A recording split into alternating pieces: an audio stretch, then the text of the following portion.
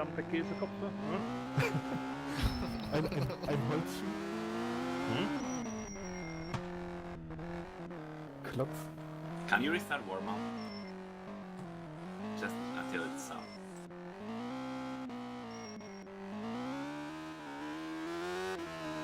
I wanna do a practice dance.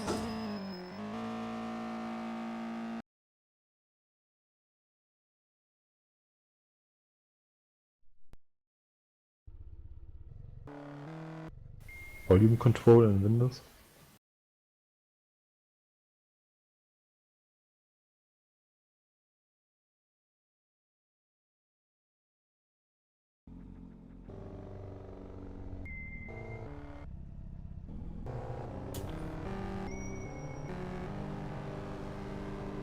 Well, shall we go to another channel? I guess we should. Yes, we should. Go to the comms booth.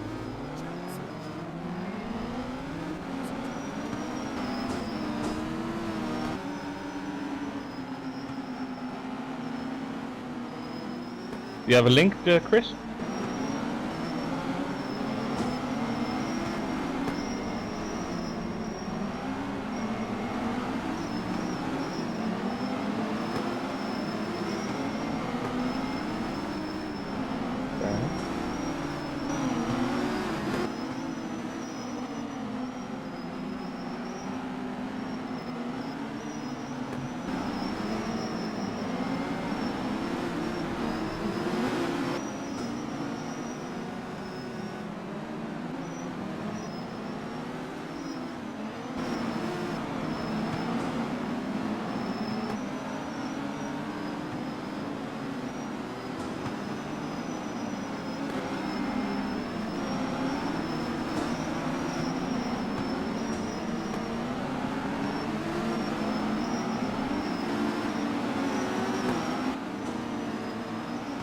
So are we gonna start soon?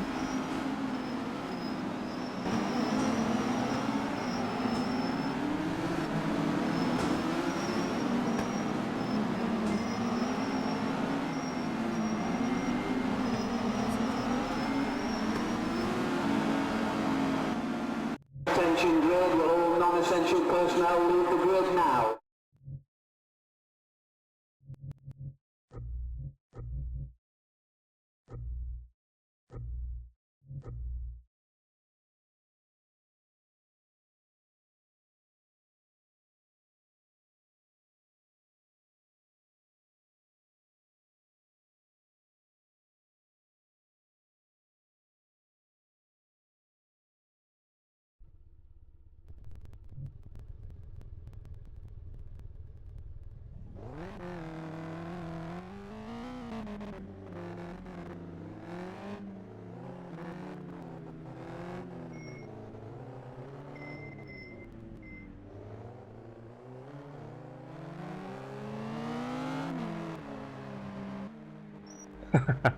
Badumts.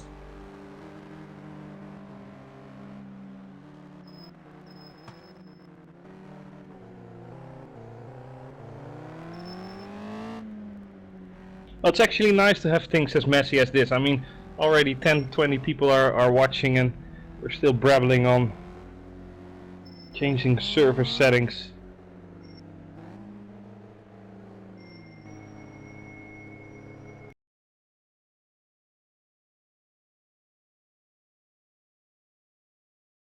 So we're actually live right now, Kris.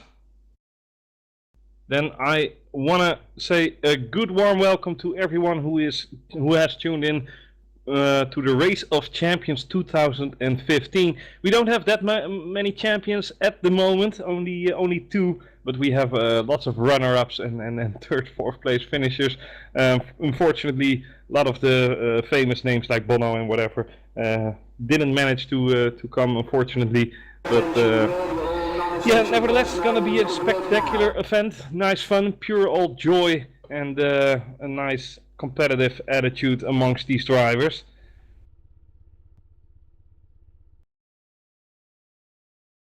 And who will be the first to go into racing? I don't have the schedule in front of me. Every time I hop up, I get crashed out of R-Factor 2. What did you say, Jeroen? Yeah, it is going to be Paschalis against Peter, I believe.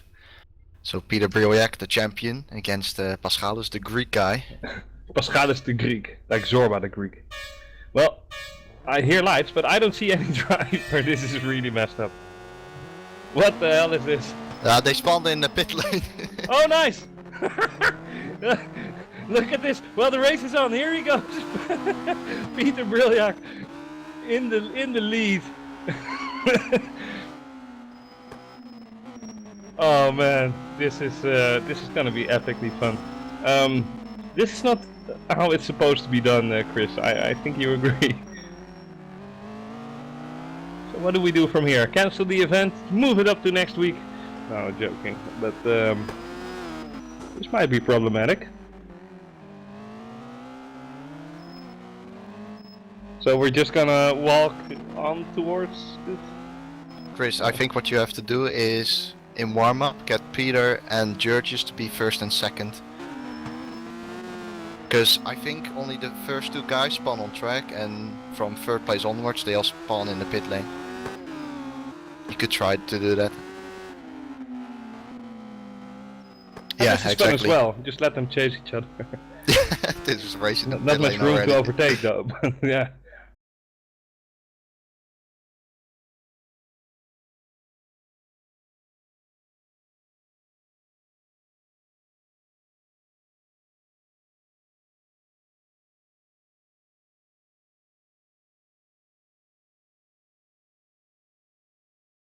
Yes.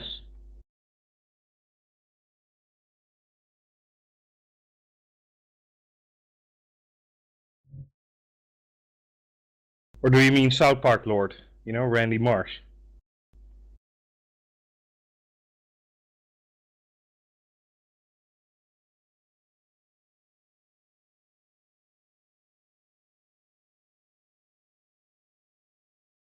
Hey Kris, can I ask you something American? You like bald eagles?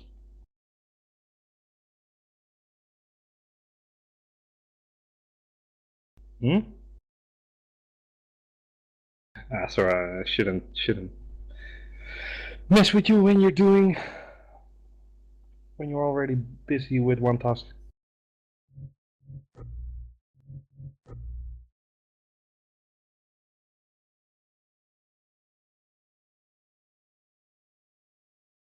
Attention grid, will all non-essential personnel leave the grid now.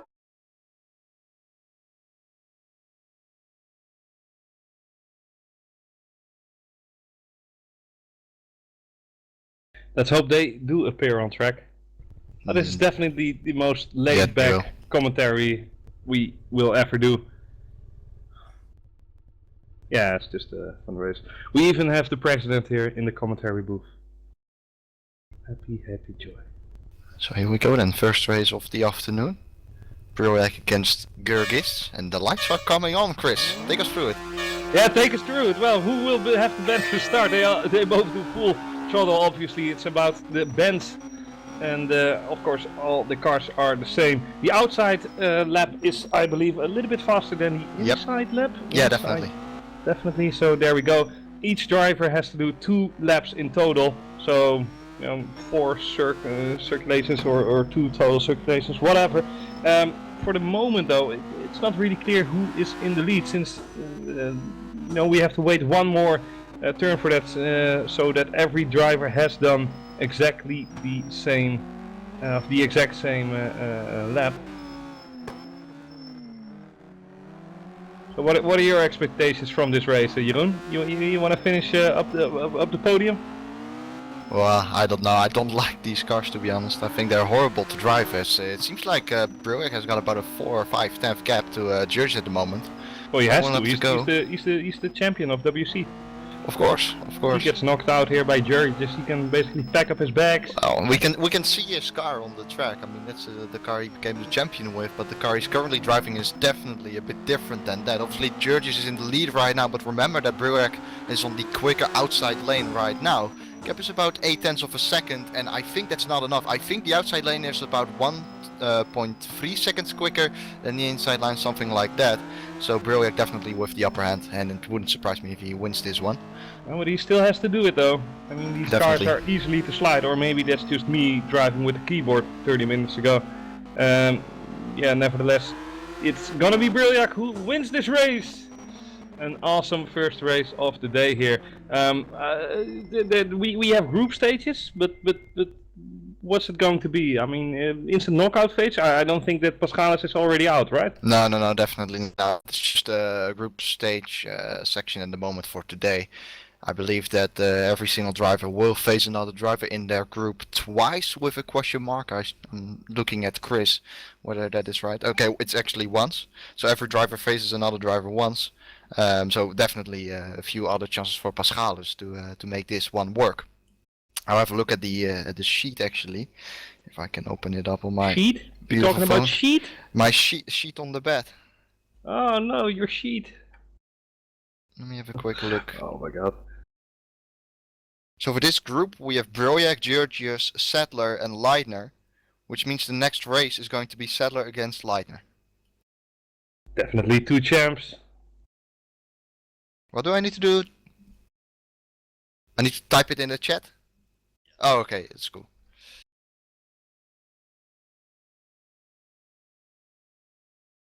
There, Sadler and Leitner. Leitner. Definitely one of the most famous names in online racing. No, but Sadler actually did a nice job. Norbert obviously did a WC often.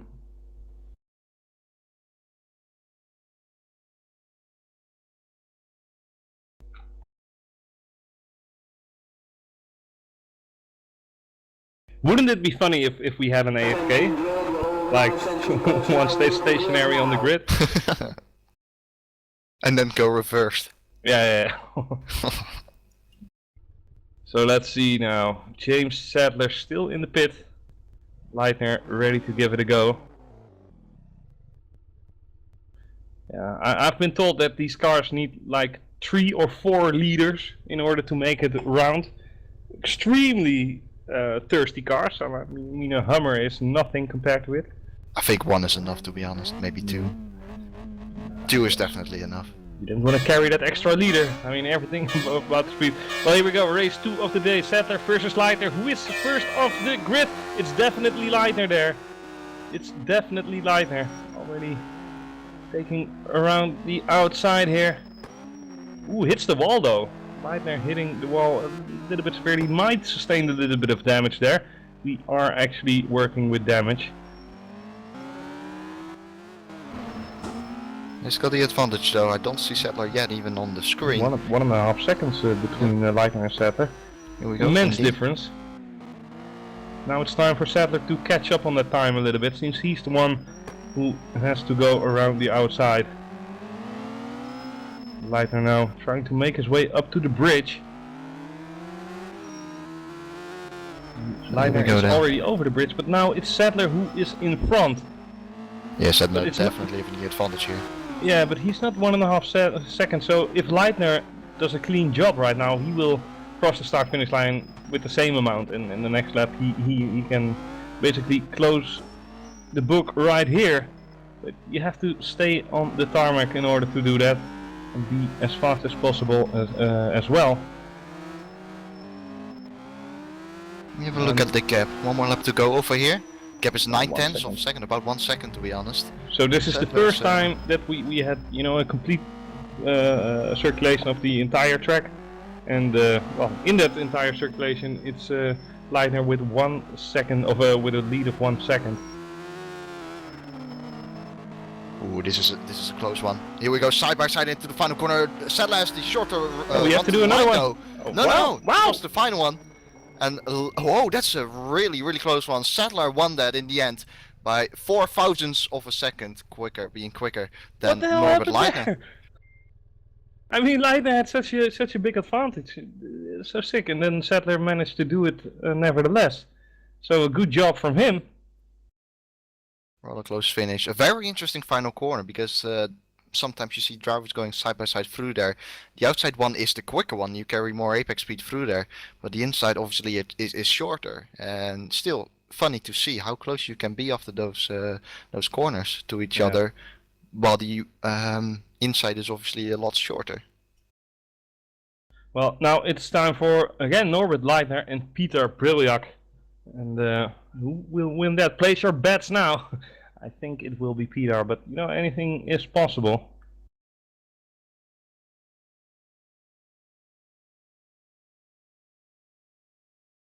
Did you watch the real Race of Champions on?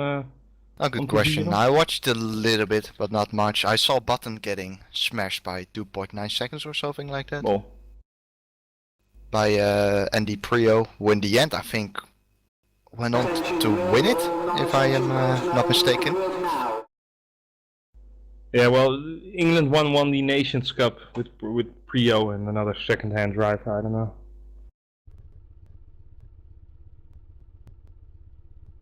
Yeah, James won that one. So we're going to the next one here. Leitner against Briljak. And there's one car already waiting, and there are two cars right now. Briljak, gewoon met een bril. Oh, Kris. You tell. So here we go. Two cars on the line, and they're off the line. Better start for Leitner again there. But I think that Briljak, you know, carrying all the speed into the WC season, wants to win this as well. In the Race of Champions, if he wins this, he can obviously call him the champion of champions.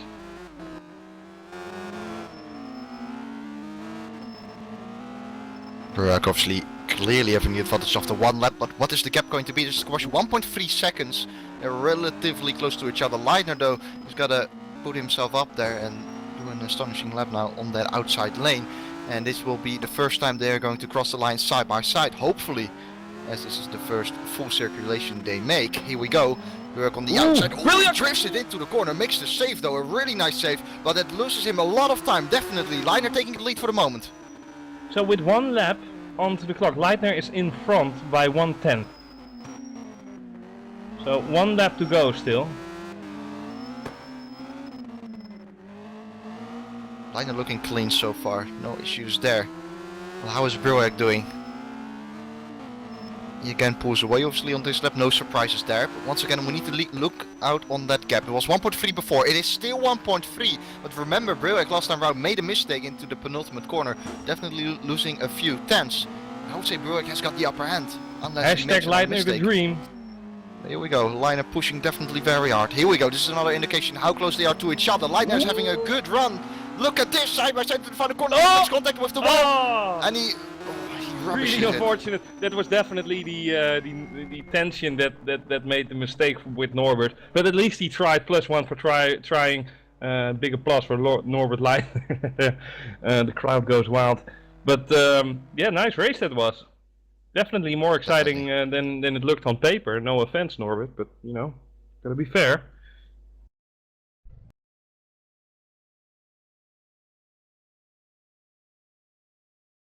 Dora and Sadler. Who's Dora? Dora the Explorer? Dora is Paschalis. Dora is Paschalis. Dora. Okay. And Yeah. do you mind telling us the story behind that? Why do you call Paschalis Dora? Oh yeah, definitely. Because he's an explorer or something, or what? Yeah, we talked about it, and then Paschalis definitely said he was a fan of Dora, and he wanted to Nice. be called after her. So here we go. There we go. Paschalis Dora the Explorer Gergis. Yeah, that's what he likes to hear. Attention grid, will all non-essential personnel leave the grid now. So I think for both of these guys, their second race. Briljak obviously won the previous one. It is indeed for both the second race. Yeah, because he won too. Yeah, good point. Can the viewers hear you as well, Kris? Why not? Come on, unmute your mic. Okay, basically what Kris said, our fantastic president, he said that Briljak is already probably through to the next round even, because he just won 2 consecutive races. Once again though, we have another race over here. Paschalis Churches, the Dora, against James Sadler, who is going to have the better launch. It looks to be pretty equal, but Georges in the end got a little bit of a better run in the second gear. Let's have a look how this race then develops. Sadler against Georges should be a good one, I believe. Yes, indeed, James Sadler, a really fast guy in Pro, but definitely Gerges being the fast guy in Ace as well. But this is where it really matters. It doesn't matter if you cock up all your 12 races in the championship. If you are winning the race of champions, you have deserved the bragging rights. But yeah, at the moment it's not really clear to see. Ooh, Gerges made a huge mistake there, clinching the wall, definitely putting a number on the suspension there. And I would have no surprise whatsoever if James would win this easy peasy after that mistake.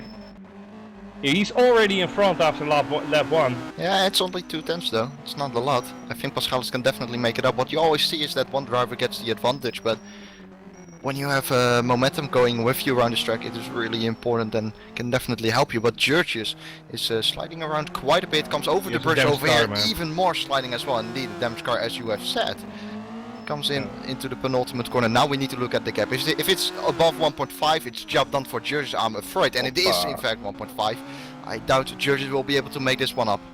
Yeah, he has to pray for a mistake to happen at the camp of James Sadler. I don't think James will make a mistake, however.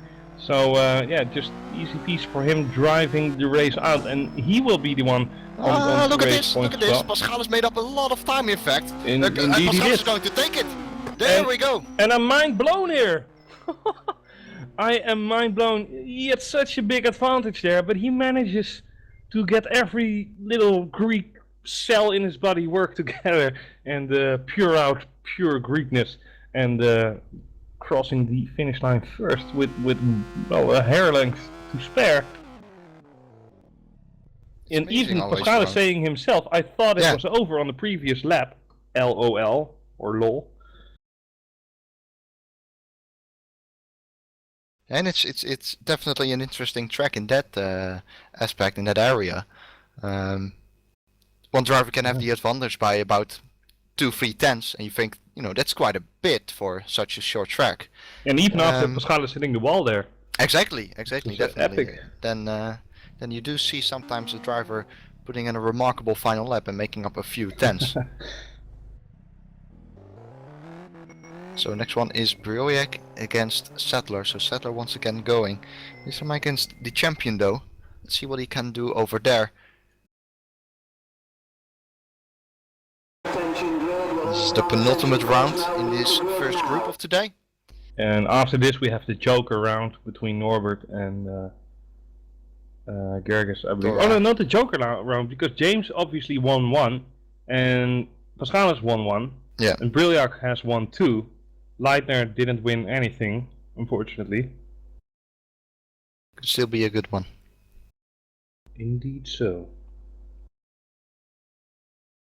By the way, this track is based on the 2008 Wembley Stadium, I think. So the 2008 Race of Champions. This year it was in the Wembley Stadium as well. However, we are doing another race over here and it's going to start right about now.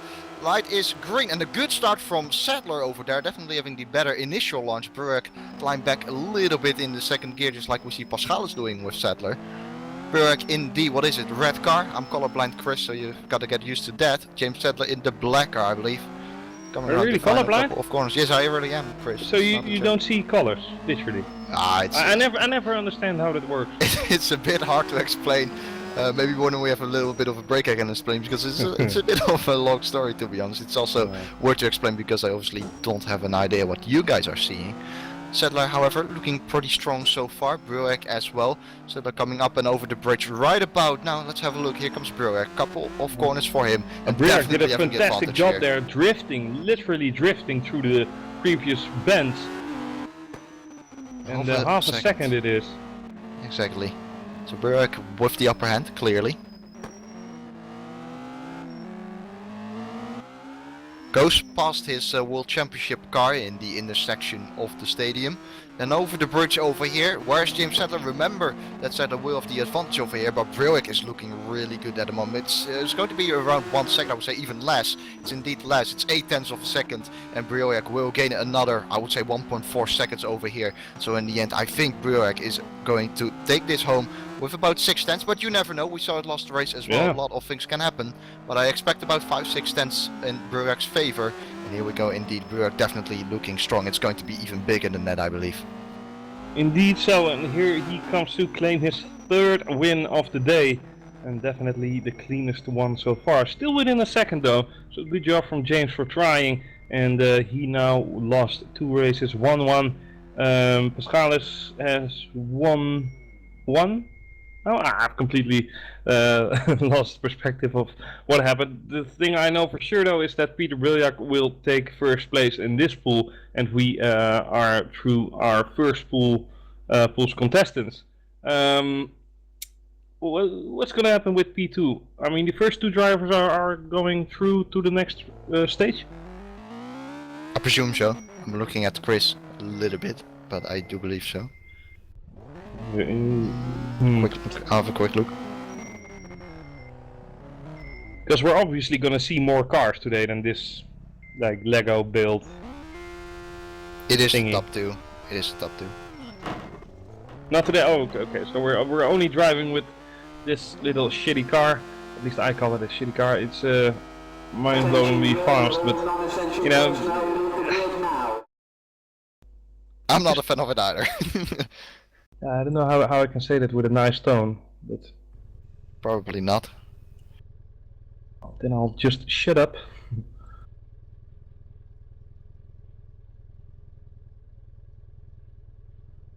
So now we still have Norbert Leitner indeed to go against who is it, Pascalis? It is Pascalis, yep. Pascalis is AFK. Oh no, he's there. So there we go. Lights are going on. Only to go out once more, and who will make the better start? I think it was about equal there. The starts indeed don't really matter. It's more the corners that you take that are going to, well, cut you in the end, or no.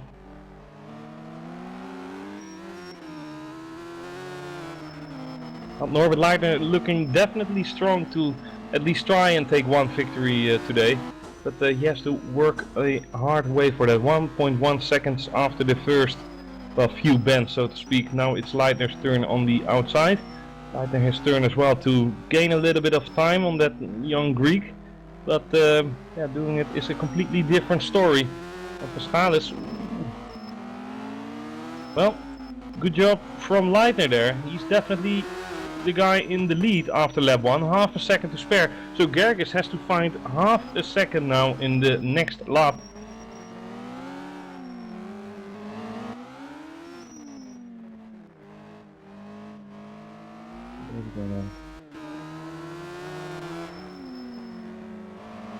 Indeed so.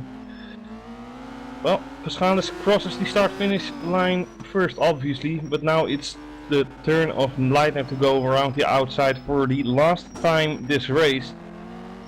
Will he be able to cross this gap? He has 9/10 to spare. No, Leitner will take it. I think he will. Definitely. Need to be looking at about 1.4 seconds on the previous lap if you want to be equal to each other. It was 9/10. And Pascalis, unfortunately for him, loses by 1 second to Leitner. And Kris, wasn't it the case that Leitner didn't won any races up until that point? Yeah, Am I wrong now? think so. I think you're right. That's a pretty interesting run, because he wrecks, sorry Pascalis, but he wrecks Pascalis by about a second over here, while not having won a race before. And Pascalis has. Definitely. Yeah, we have to do a tiebreaker later on. So Leitner, Gergis and Sadler just wait 2 hours and then we come back to... Oh, let's see. So on to the next group then. Kris, you gonna give them 5 minutes to warm up, or Okay. So we're taking a little break then. We're going to the next group. Next group is looking like the following. Mohammed Patel, Francesco Bigazzi, Adrian Falcon and Dian Kostadinov. A very familiar name, of course, in FSR. Those are the next 4 guys to show what they have got. 6 races once again, just like any other group. We've got 4 groups today. Yeah, but coming back to the colorblindness there, if you don't mind. Okay. If We you have a look break to the now, grass, okay? if you look to the grass, what do you see? Because the human eye is basically focused on 3 colors, I believe. Green, Blue, red, green and red. Yeah. Yeah. So what do you see then? Do you still see green? Well, it is so hard for me to say it because as Adrian Falcon goes the opposite way in the pit lane, how do you define green? Like, I have no idea what you mean by green because I can't see what you can see. So. See, Okay, well, that's if you problem. put the sunlight through a prism, you see colors, right?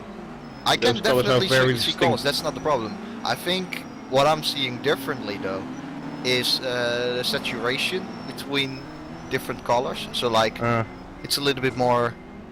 I wouldn't really say black and white because that's definitely exaggerated. Although you have people who have a severe case of color blindness and they can only see black and white. I definitely don't have that. No, but because you got these glasses now on the market as well, that you put on like sunglasses, and it corrects your color you have blindness that? as well. Oh, do you hear my fancy ringtone here? Here, No. do you hear it? Here. Do-do-do-do-do-do. I have a telephone. Be right back. Okay, see you, Chris. So while Chris is picking up his phone, we will continue. Not talking about color blindness now. We've got about 3.5 more minutes to go over here. This is a warm-up.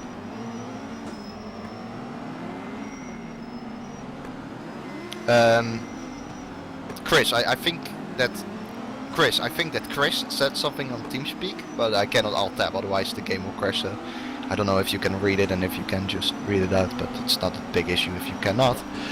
3 minutes to go though in Swamp, as I said. You know what? I think I need to do some preparation myself as well, but I'm a spectator, so let me rejoin the server as a driver. Then I can do some laps as well. I'm honestly not a big fan of these cars. I hate the way they handle, but it's the way it is. Just need to deal with it, of course. But mainly we'll be looking at, who was it? Bigazzi, Patel, Kostadinov, and who else was it? Let me have a quick look who it actually was in this group too. Oh yeah, Falcon, of course.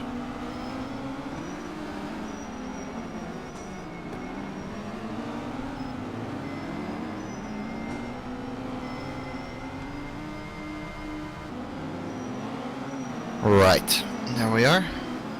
We've got different compounds for this car as well. You're free to choose your own compound. You can choose the wet tire, which is a little bit opportunistic, have to say.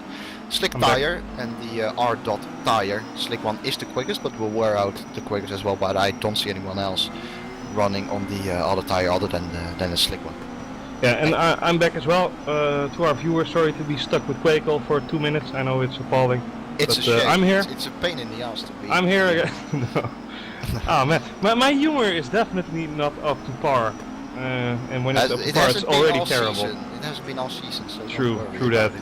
True that. I've only been raging at others, except for the WC drivers, since they never give us material to rage about. But yeah, you know, can't really say to them that they have to stop being that competitive. So, so what were we talking about? Colors? We're no joke. But no, what I did want to say to you is that you have these sunglasses now that correct like color blindness. I want to try them, to be honest. That would be so awesome. I saw this movie of a guy who just put the glasses on and he started crying like the first time he could see all these colors. I doubt I'll be crying, but it's definitely. Well, no, but if you have a severe case of it, I mean, if it's really black and white, then it would be like fucked up. But yeah. And talking about weird shits, you have like certain types of savants that when they hear music they see colors in front of them, and when they taste some food or drinks that they see and smell colors as well. It's really weird, but the human body is a weird thing indeed. Well, enough about anatomy, I have to shut up now. But yeah, it's only 20 seconds to go until the break ends. Everybody is wall hacking here, going through the walls out of the pit. Oh, and you're even driving, Kweekel. Yeah, I am. Oh, look at that POV action here, not it in is that hard way. because I have to drive with one hand because my push to talk is on my mouse. So. Wow. Look at that. So Jeroen Kweekel, commentating and driving POV. sure lots of teenage boys are now thinking, lol. Oh, Jeroen Kweekel crashed No, it. no, it was on purpose because I need to get back with you. Okay, then not. Okay, it wasn't okay. I don't want any Typical fighting with racing you. driver I don't want excuses. fighting with you. Indeed. But Mohammed Patel is showing that he's the fastest guy on track at the moment, 48.191. 2/10 quicker than the quickest Polish guy in the universe. But still has to do it though. We have made our break, whatever. Is Thrustmaster happy again, or didn't we show a thingy? Chris Cobb deeply apologizes to Thrustmasters that he doesn't have the video, but he promises them to do it 5 times next race. Wouldn't that be a thing, like having to cut off to commercials during the race? I mean, that would be really. Yeah, Chris says as well, like yeah. Chris obviously coming from the United States.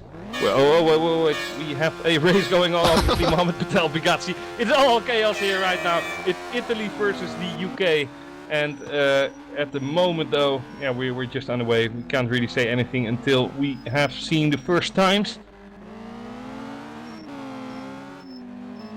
Yeah, you can say that Patel's been looking incredibly quick so far in practice the whole time, so he's definitely the guy to look out for. But look at Bugatti going at the moment. Bugatti is having a nice run in the first corner, in the first lap I should say. And look at this, something has happened to Patel. Something has happened to Patel. I'm sure that Patel has made a mistake somewhere. So that's a big... I'm gonna check into that. Okay, Kris is going to check then. Bugatti looking stable so far. Having said that, lots of oversteer on corner entry there. He drifts it through the hairpin coming over the bridge right now. This is important to see. He has got the upper hand, but he is sliding so much. But obviously he had the advantage in the beginning lap already. But Patel is fighting back. Only half a second right now is separated between those two guys with one more lap to go. Nothing happened, by the way, with Patel. It's just pure skill from Bugatti, apparently. Very, very interesting then. So Yeah. Patel needs to step up. Bugatti once again sliding into corners. He's sliding the whole time. I have no idea how he keeps it under control. But Kris, I think you are right, because this guy once again has got the advantage over here by quite a big margin as well. Bugatti is flying at the moment. Yeah, if Bugatti keeps it on the road here, he might be able to destroy the... Ooh, Bugatti is going a little bit wide to the curve. That's definitely causing a little bit of lack of traction there. But if he manages to keep it together, I have no doubt he will do it. But here, look at this again! Bugatti on the outside, he can carry more apex speed, but it's ever so close. Only 1.5 tenths between Patel and Bugatti, and after that 2 seconds, second difference after, yeah, like half a lap. You know, True, good point. It was epic.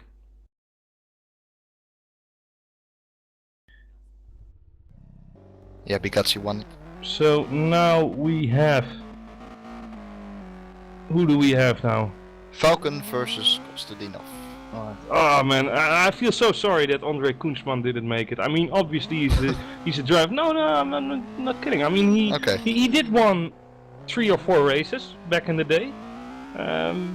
So he did get an invite from Christopher Cobb to join, but he doesn't have RF2. But wouldn't that be crazy? I mean, having André Koensman on the track. Yeah, that's what I mean. It would be nice for you as well to commentate on. Yeah, he's my biggest fan. Exactly. He's my biggest fan. I'm not his. And also the other way around. I'm sure he also likes you a lot. Yeah, definitely. So here we go. If you're watching Andre, just borrow my RF2 account and just, you know, get on with it. Show us what you got. So now it's Adrian Falcon against Dion Kostadinov. So where are they? Ah, there they are. Ooh, there goes the horn. Falcon is always a fan of the horn. He used it in FSR as well. Yeah, definitely. If you have a guy with a blue flag in front of you driving for 2 laps. Nevertheless, that was in Italy. Here we go again. Ooh, bad start from Dion Kostadinov. Dion, who made 1 pole position in WC this year in Canada, and then had trouble fighting his way into Q2 as well. But Falcon here has to keep it together, drifting a lot and sliding a lot. But well, will he be faster though? That's the question. Not this time around, but that's logic since he was on the inside. But you know, the difference is quite big as well, in my opinion. Yeah, it definitely is. It seems to be a bit too big for, or a bit too big for comfort for Falcon. Kostadinov coming over the bridge right about now. This will be a good marker. Here we go. Falcon on the inside, Kostadinov on the outside line. Definitely Kostadinov has got a few tenths of an advantage. I would say Falcon getting his line a little bit wrong in the final corner as well. I think Maybe that's so being, frustrating being Falcon in that last corner because the outside guy can carry a lot more speed. Then you're like, oh, why can I do that That's now? true. That's a good point. You are so so close to each other usually there, and it's easy to make a mistake there as well. Maybe touch the wall. Here we go. Kostadinov definitely having the advantage once again. Here comes Falcon then across the line right now. The gap Kostadinov is gone, man. He is really out of the screen, so it seems 2 seconds the gap. Well, maybe he can try to turn things around, but Adrian really has to step it up.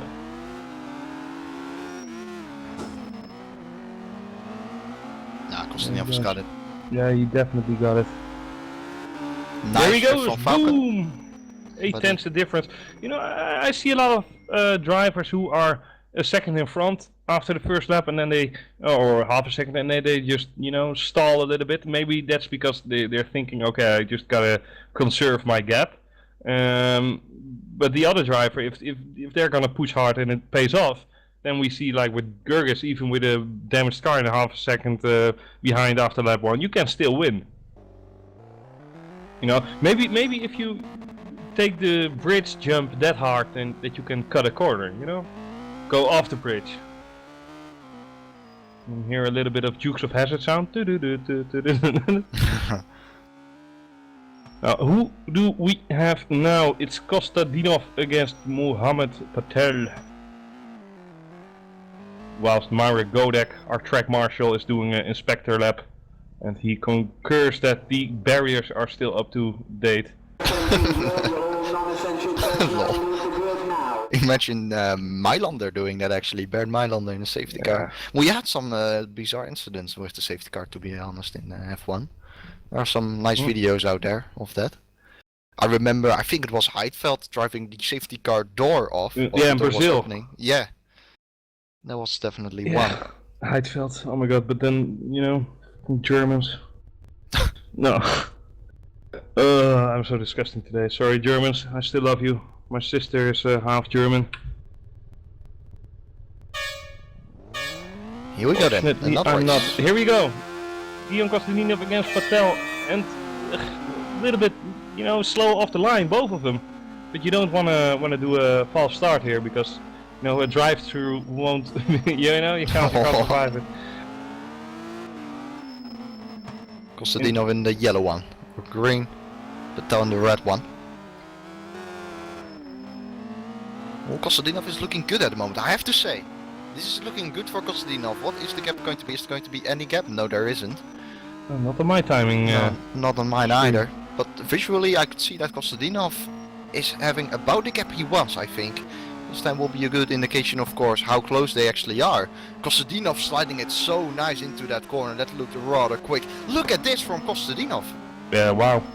Holy cow. Mohamed Patel isn't even in the screen, at least with me. 1.1 seconds the lead after lap 1. That's a clean lap, so 1.1 seconds Dion Kostadinov drove away from Patel. And Patel has now got 1 lap to go in order to fix that. Oh, Kostadinov spins!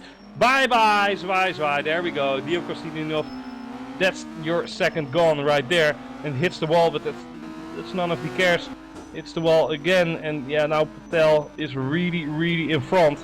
1.5 seconds. If Kostadinov does a perfect job here, he might be. Oh, he hits the wall again. Never mind. I didn't say anything.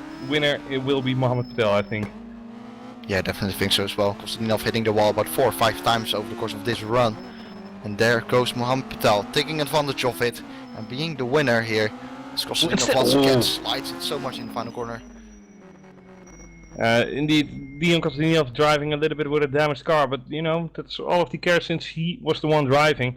But that last corner, he even hit the wall. Well, if you do hit the wall, do it properly then. Just go into the wall, full power, you know, and just make the corner. by driving into the wall. You know, be that kind of racing driver that wants to win above, you know, even etiquettes. Hey Chris, I was thinking we have Oh, been... Godek goes on. Wait. Godek on track again. Here Yep, we go. here we There's go. the marshal again, trying to No, but- inspect the borders. But Chris, seriously, we have been talking about rain for the last 4 races in WC. Yeah. So maybe we can have rain in the ROC. That would be awesome. Yeah, I know. Maybe have Chris, make it sprinklers, rain. like Ecclestone said, have some sprinklers along the track or whatever. Yeah, but you know, then you're just retarded if you ask for those kind of things. Sprinklers Yeah, on the yeah. track, come on. Yeah, And then I agree. every time a Ferrari is 100 meters from the pit entry, it starts to sprinkle all the time, you know, because Ferrari is basically owning the FIA. Well, nevertheless, Marek Godek driving through the walls. He is off the track again, fortunately. So now we got, who do we got? Bugatti and Falcon, is that correct? Yes, that's correct, Chris. Italy against, I don't know. Spain. Okay. Falcon, not really a Spanish name in my opinion, but whatever. So there we go, Bugatti in the grey car, Falcon in the black car. Falcon again horning. I like that. There we go, And they're full off. throttle for these guys, and well, nothing really happened. Just a good solid line Velcom, for both. yeah, Velcom tries really hard to make the few bends work for him. Because you're really playing with the throttle, you could even hear it. Here we go, first lap completed. Falcon doing a good job at the moment, I think. But they are relatively close to each other, I would say. Need to wait for another lap, 1.5 of seconds. course. Yep, that's about the gap you want to be looking at. Like a light year. So here comes Bugatti, once again sliding it so much into these corners. That's definitely his driving style. Sliding it into there, but Yeah, it wow. seems to work for him. Look at that drift. He's even faster through here. Bugatti showing how it's done to the young Spanish guy. Young Spanish driver.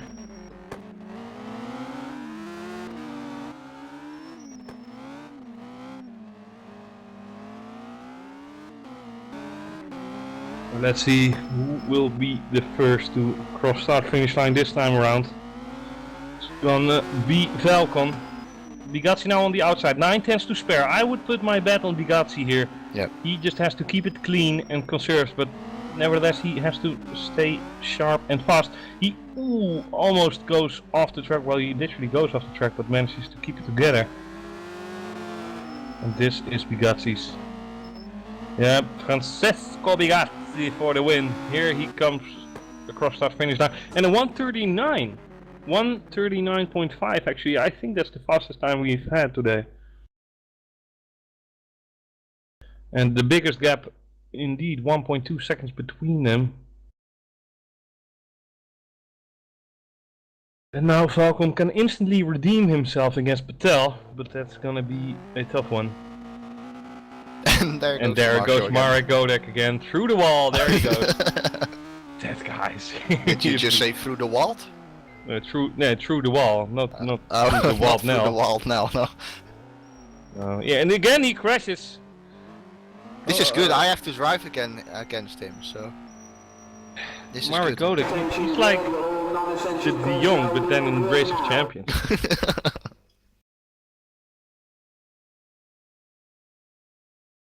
So when do you have to drive? You have to drive in the next group, right? Yeah, Noob. I know. You're Group C. Why aren't you? Yeah, you're one of the two champions here actually. You know, the only other champion is Brilliak. Oh yeah, true. But, yeah. Comparing a pro champion to a WC. Cuba Brzezinski might be the Curva champion, but that's a different story. That's a different story, yep. Here we go, Adrian Falcon against Adrian Falcon. Adrian Falcon What- against what- Adrian what- Falcon. Yeah, what Adrian fuck Falcon did that against Mohamed Patel, here we go! This is the penultimate round. Let's have a look who is going to be quickest off the line. It is, in fact, I think it was Adrian a little bit. We couldn't properly see.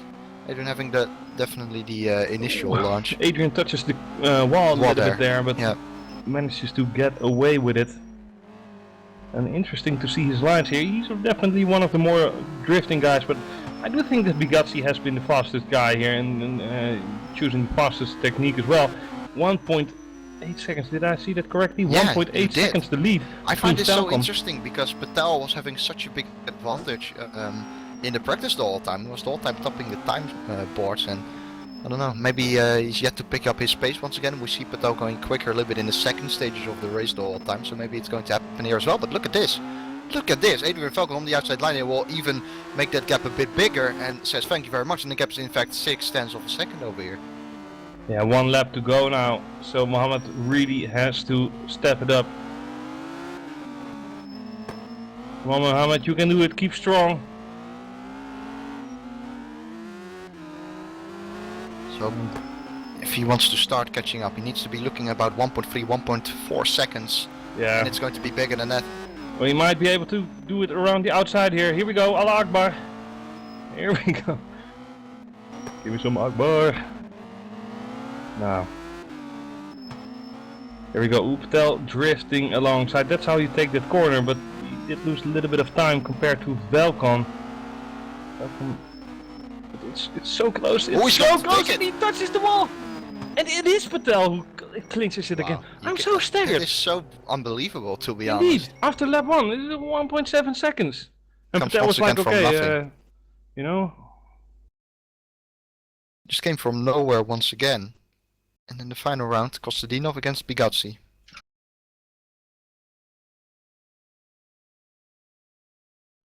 not before we have seen Marek Godek on the track. And there goes George Winters as well. Two clowns. Clowning at clown. Oh, and Winter crashing the pit lane. Yeah, definitely. That's even worse than Godek.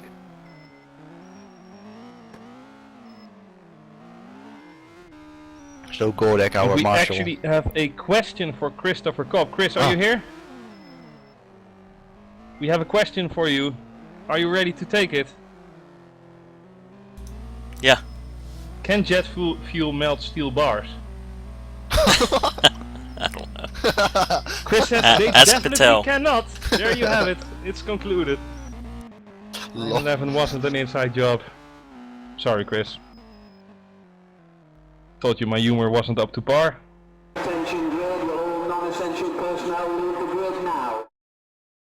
The thing that Chris has to do, he has to change the grid all the time because, you know, only the first 2 drivers get, you know, properly set it on the grid by RF Factor 2 because RF2 isn't used to these Race of Champion mods and whatever.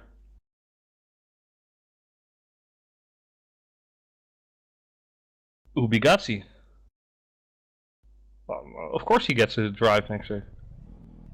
Racing the team owner. Oh, there we go. Yeah, no, Christopher Cobb just made a pun here. Let's see if Bugatti will get a drive next year since he's driving against Jan Kostadinov, who owns Eventa. But let's see who owns the track here between these drivers. Bugatti definitely a fast guy, a race winner as well in WC. Whereas Kostadinov had some success in WC as well this year, but it was only between marks, only because it's a big achievement, pole position. But yeah, for a driver, you know, getting pole position and P10 in the race is the same as finishing last. It does seem that Bugatti managed to capitalize greatly and severely on that outside lap, and Jan is just not looking that confident, if I'm honest. And Bugatti is just the master of drifting here. Seriously, I mean, he drifts around these corners like I haven't seen anyone do for now.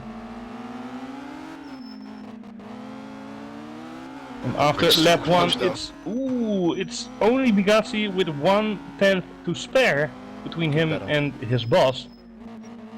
Good battle so far. Bugatti again drifting. No surprises there. That's the thing we have seen from him all day long. Nails the hairpin over there. Kostadinov, no doubt about it, on the bridge right now. Now it's important to have a look at that gap. Kostadinov hits the wall again. That's gonna lose him some momentum. 1.7 seconds. I mean, after the last race, I cannot say, I do not dare to say that I agree. Bugatti has won this. I agree. We're gonna have to wait and see. What can Kostadinov do? Here we go. Side by side. Oh, Bugatti with a big slide and loses momentum. there goes Kostadinov. He is going to take it, no Here. doubt about it. And there we go again! Here, 1.7 seconds, and he manages to keep it up.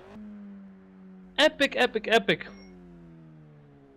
I thought that was in the back of Bugatti, but it was just one mistake that costed him. So, yeah, definitely Kris. team orders.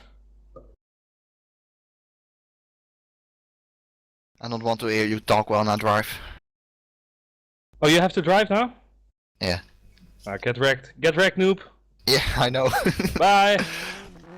Think of me when you lose. No, joking. Set them up, man. Fuck them. And then we are out for a break again. 5 minutes. Do whatever you want. Get some popcorn. Do a tactical fab. I don't care. I'm gonna take something to drink. You want some as well, Kris? You want a burger too? I can make delicious burgers. Okay, one orange juice and a burger coming up. Be right back.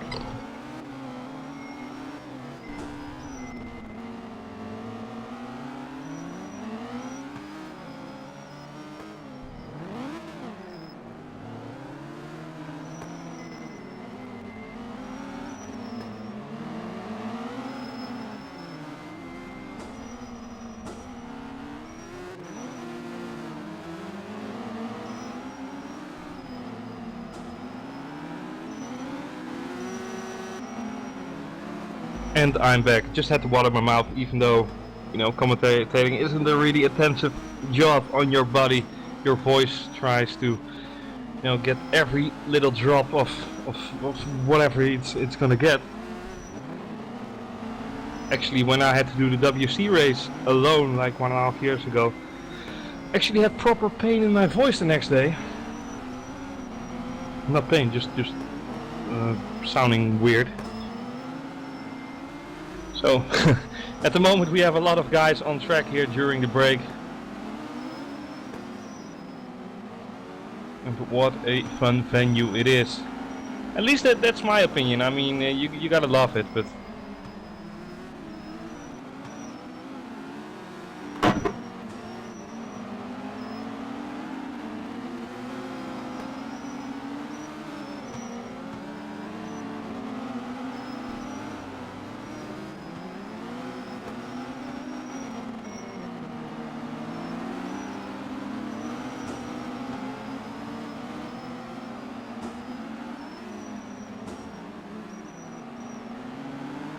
Unfortunately, you have your mic disabled, Kris. I mean, obviously you have a lot of things to settle with the grid and all of that, but...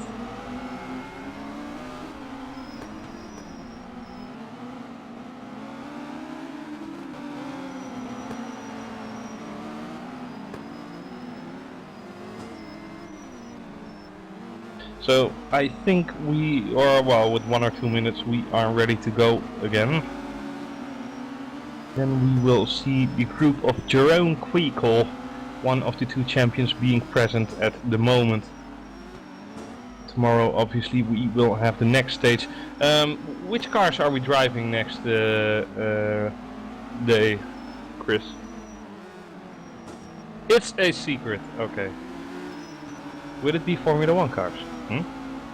That would be epic though, like steering log like 26. Just go crazy. And doing the bridge as well, I mean we have downforce, so you can just go full throttle there. But I think I saw some sort of a NASCAR, you know?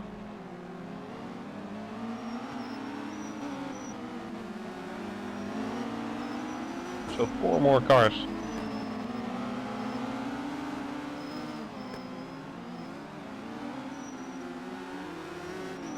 Yeah, that thing, I think.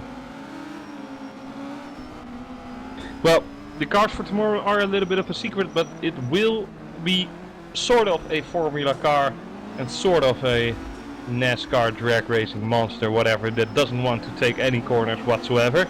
So enough for these drivers to bite their lips, completely ruined from it. I don't know, whatever. Not gonna... And we will have a Apex 911, so not a Porsche 911, it's probably a tuning company or whatever. The GT3 car. Here we go. When is the tie-break round? Dion Kostinov asks.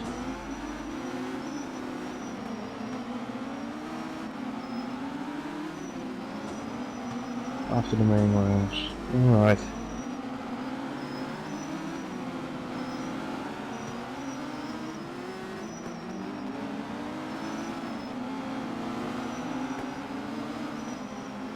I do think it's a really fun track. Really appalling that they didn't do the bridge section this year in the real Race of Champions. But then again, they didn't have the room or whatever. I have no idea. But this is definitely the way to watch.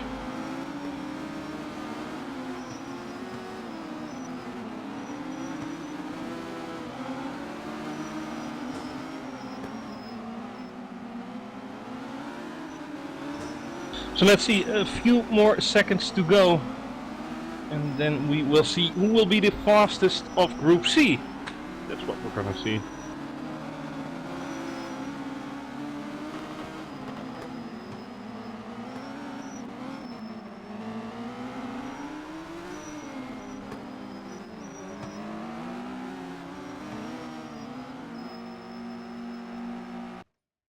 And there we go indeed. Who will be the first duo to go out on? Will it be it? Will be Kweekel against Godek, I believe.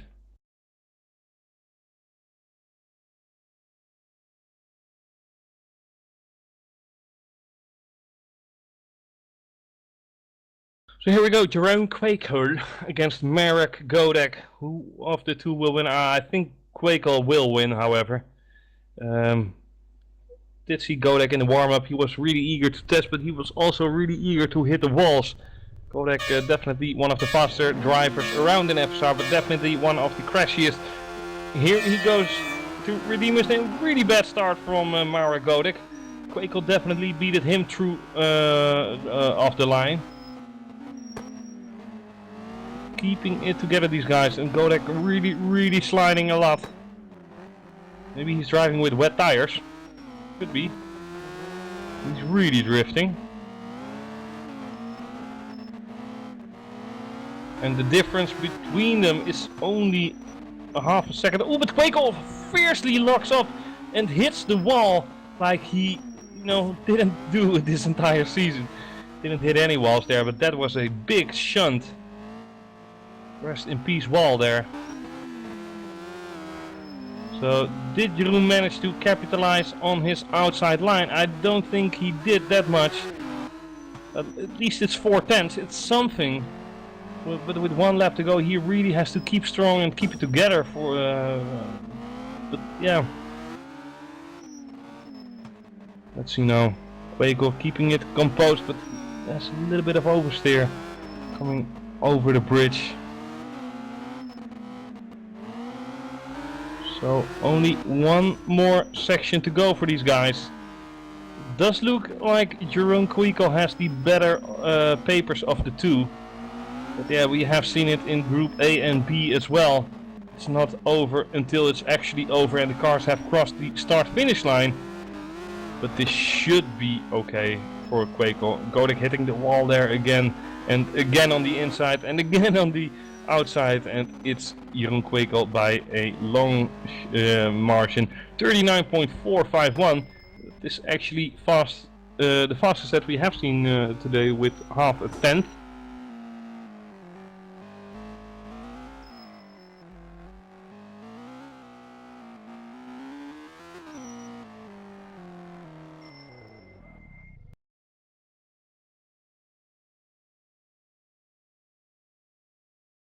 So now we have Michele Di Alessandro against Eros Masciulli.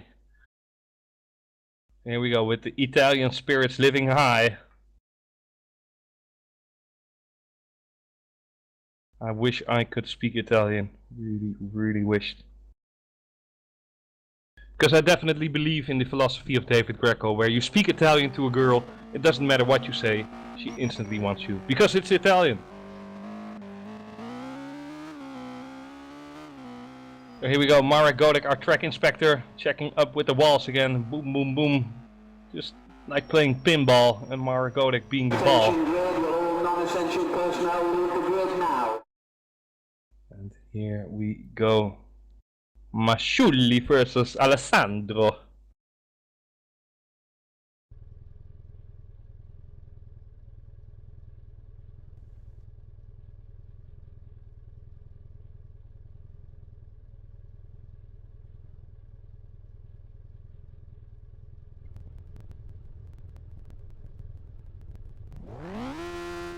So here we go. A few more seconds until the lights are going on. And yes they are, and they're going out again. Ooh, very similar start from the two. And it's now up to those two as well to keep it together and to see who has deserved the bragging rights and who didn't. Masciulli definitely looking confident. But Michele also a guy who you can't, you know, flank out. He is definitely fast, definitely talented. But he is not the first guy to cross start finish line. Logically, since obviously Eros had the shorter line, we can only measure if we have this segmented done and dealt with. Michele tries to drift, but it's like a Formula E car, it doesn't drift. And it's really similar, but that's a little bit of a shunt there with the wall from Michele Di Alessandro, which costed them severely. 3.5 tenths the difference. Now the pressure should be off with Michele, and he should have a IDGAF attitude and just wreck these corners and see where his ship will well go.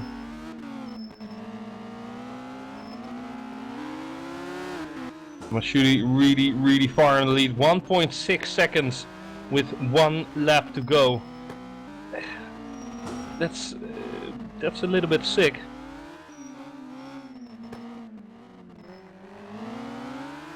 You know, one mistake from Masciulli and it can be all over for him as well. But here he still has the outside line to go through, and Masciulli is the first here to cross the line. Oh no, it's already over.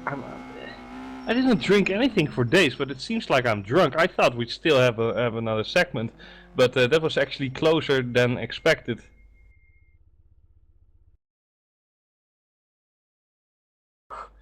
Synchronized wall banging there.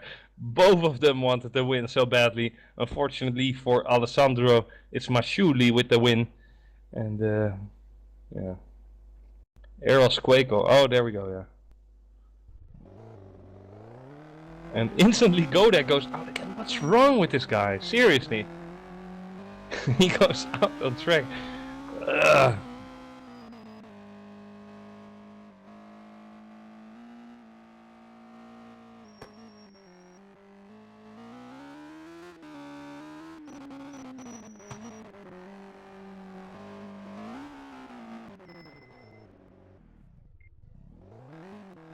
So here we go, Kweekel against Eros Masciulli. Eros obviously warmed up from it last time around. And Kweekel most likely into the groove. And if Kweekel wins this, he can, well, definitely put him alongside the favorites to go to towards the next day tomorrow.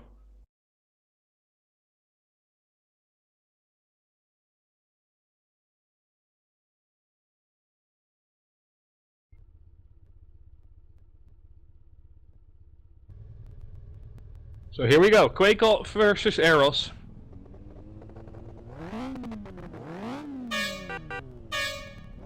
And sounding the horn, of course, in good fashion. Here we go, and it's Eros Masciulli who's off the line a little bit faster than Kweekel. That's definitely 1/10 gain there, easy peasy for Eros. But it is the ace of the pro champion that he is facing at the moment of 2015 and race winner in WC as well. So definitely a history to well, not take lightly for Eros. But in the race of champions, anything is possible.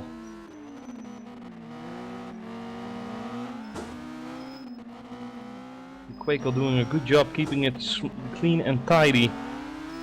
But is keeping it clean and tidy also the fastest way? I have no idea. I drove this mod with the keyboard for 5 minutes. Undrivable, obviously. After lap 1, it's Kweekel who is leading 2.5 tenths between him and the young Italian driver. Eros now knows what he has to do. Really close indeed.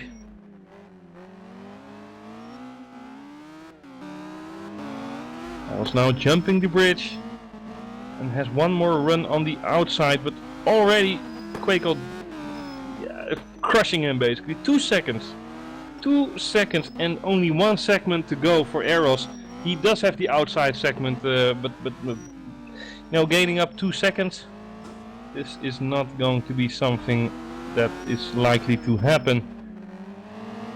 Nevertheless, we have seen some crazy shit, so to speak, in the past couple of groups, but not this time around. It's Jeroen Kweekel with the fastest time of today again, 1.39.298. So that's 1.5 tenths off his best time already. With Eros finishing with a 140.1. It's definitely not the slowest we have seen today, so also heads off for him.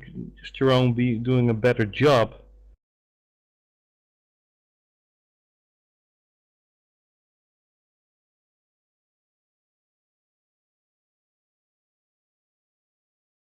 So now Godek can actually go out on track without having to press escape within 30 seconds.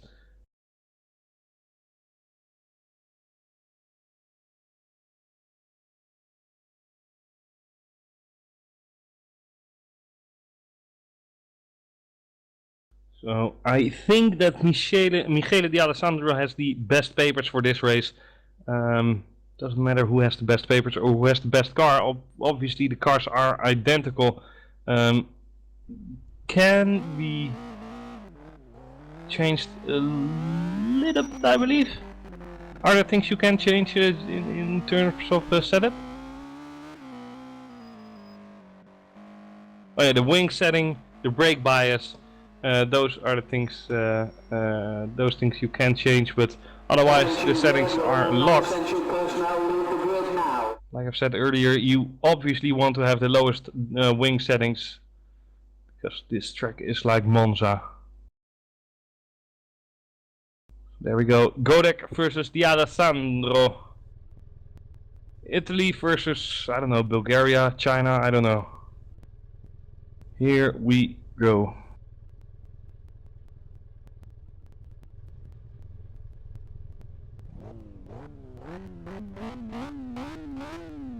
Godek definitely looking eager. Playing a little bit with the throttle. You can definitely play now. They are off and it's Michele D'Alessandro with a slightly better start.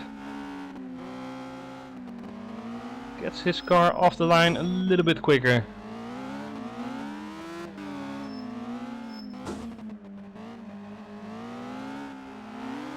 By the way, Kris, we have a Twister racing car in the middle, and what's the other? Is it a precision one? Seems so. Ah, okay, Twister too fast for you. Well, Marek Godek tries to break the wall with his car, and he did not do it. Ooh. That's an easy win for Michele.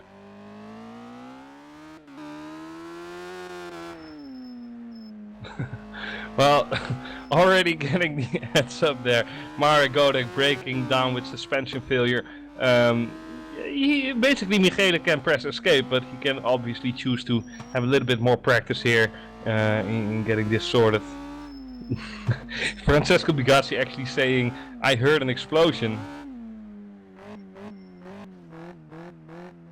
And the Alessandro here flying around.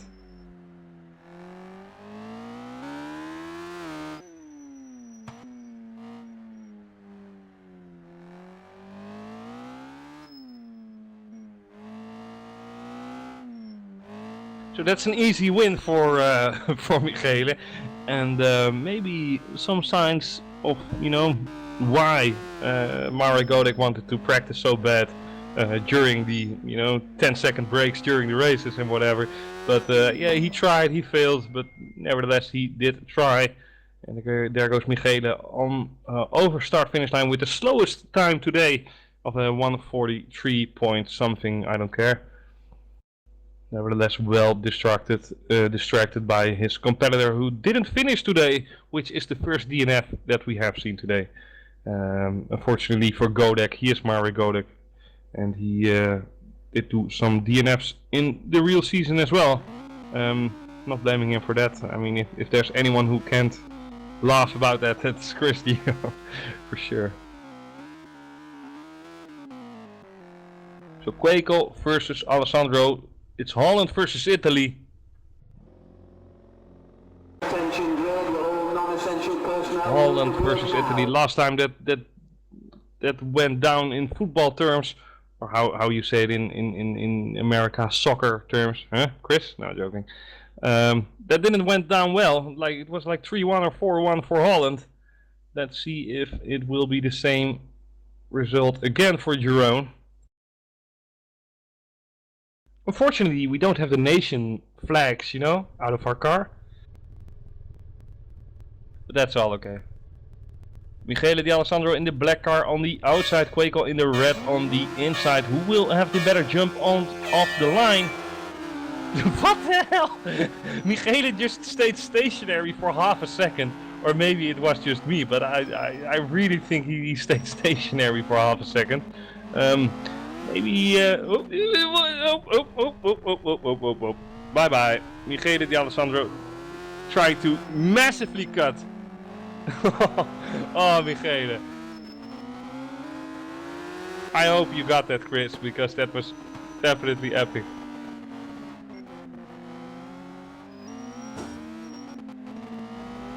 That was absolutely insane. Nevertheless, Michele Di Alessandro trying to create as much fun as he possibly can. But this is not ending well for him, I can guarantee it. Nevertheless, +1 for trying.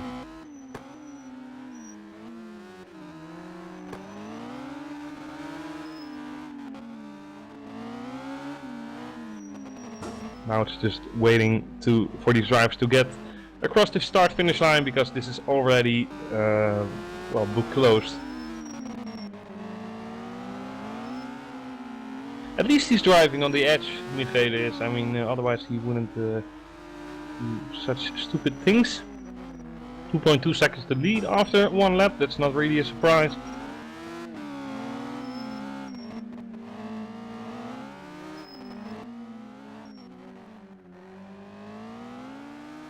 And there they go on towards the last segment here.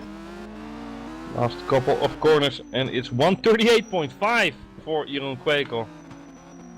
Epic lap, again the fastest lap of the day with 4 tenths to spare. So Jeroen getting quicker and quicker.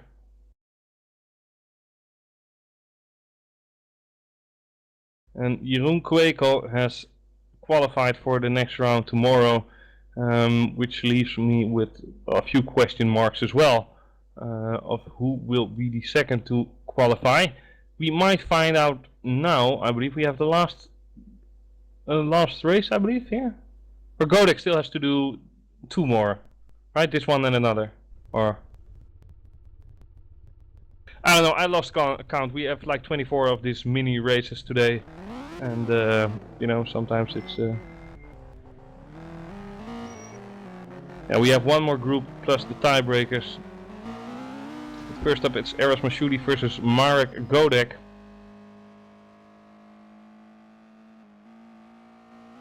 For Godek, a definite opportunity to redeem himself a little bit, and for himself as well.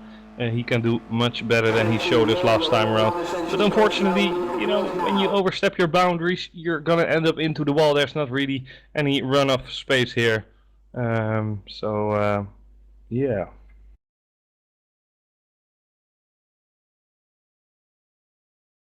So, if Eros Mashoudi wins this race, however, he will move on to the next round tomorrow. But if he loses, we will have a tiebreaker. So Godek has to do everything that's possibly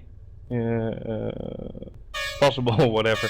But the lights are already going on and off. Here we go, and it's Mashoudi who is off the line a little bit faster than Marek Godek, and I'm really keeping my eye on Godek because he's really aggressive in this car, and I think that he can do a really good job as long as he keeps it on the tarmac.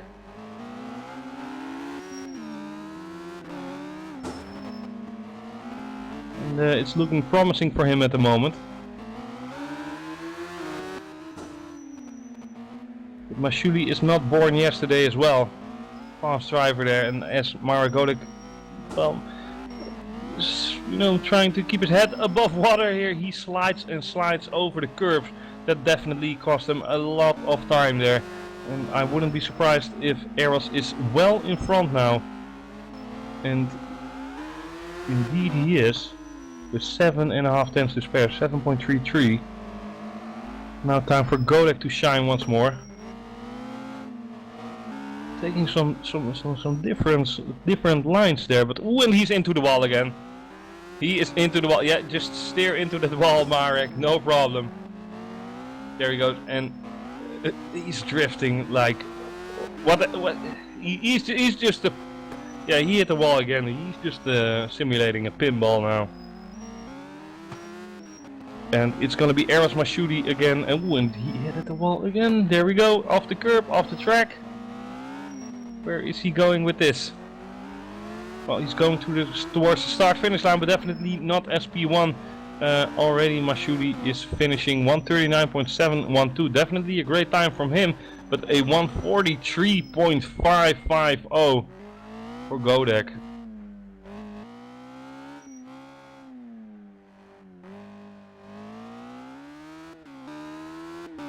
So there we go.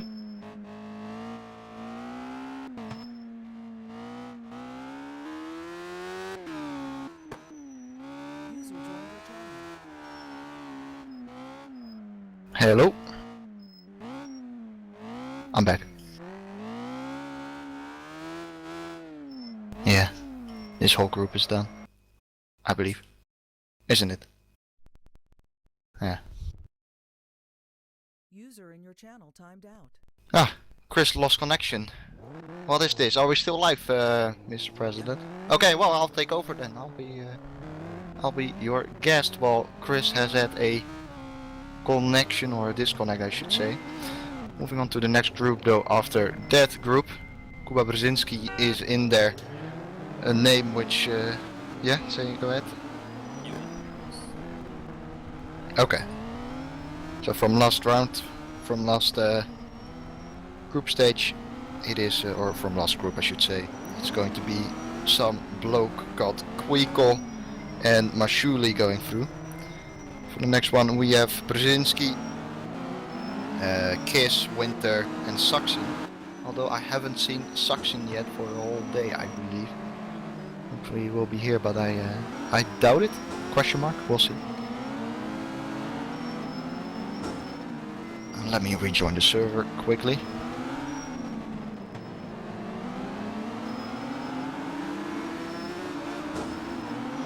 Yeah, I can stay as a driver, but I need to alt tab and then R factor crashes again. Stop R factor. So this is the final group for today. As I said, it will be Daniel, Kiss, Kuba Brzezinski, George Winter and Saxon. And it's up to Kiss and Brzezinski to kick it off in this group. So far we have a tie-break for group, I believe it is 1, yep, between Georgius or Gergis, I have been told, Sadler and Leitner. Group 2 we also have a tie-break where Adrian Falcon didn't manage to pick up any wins. That means that Patel, Bigazzi and Konstantinov will be battling it out. In the next group, Group C, I think Mashuli is through. Yep, that's correct. So it's Kweekel and Mashuli, or Kweekel and Mashuli. And for Group D, it's yet to be decided, of course. But we're missing Kris. Oh, Kris re-entered the server. It's something. Oh, Kris is actually driving. He's going backwards on the track. Kris, what are you showing us, man? Oh, oh wow. This is Kris the Jong banter, of course. Oh, and Kris is going to take over for Saxon. Okay, there we go. Oh, and Kris crashes. Okay. Well, good luck to Kris. It leaves me alone and in the commentary booth. Once again, we have a warm-up for every single group. Before it starts, we have a 5-minute warm-up just to get the driver used to the car's handling. And I think that is the right thing to do. I have to say, it's going to get only trickier though tomorrow. Assuming that the knockout stages will continue tomorrow. because you have different cars. So I must say I am really familiar with this kind of event. I mean, I have hosted myself this event twice, once on Southern Corsa a year ago and half a year ago on R Factor 1. It's a really, how would you call it? It's an interesting event because it's a bit different from others, of course. I mean, it's not like a normal race, but it's so much fun to do. And Kris said it before.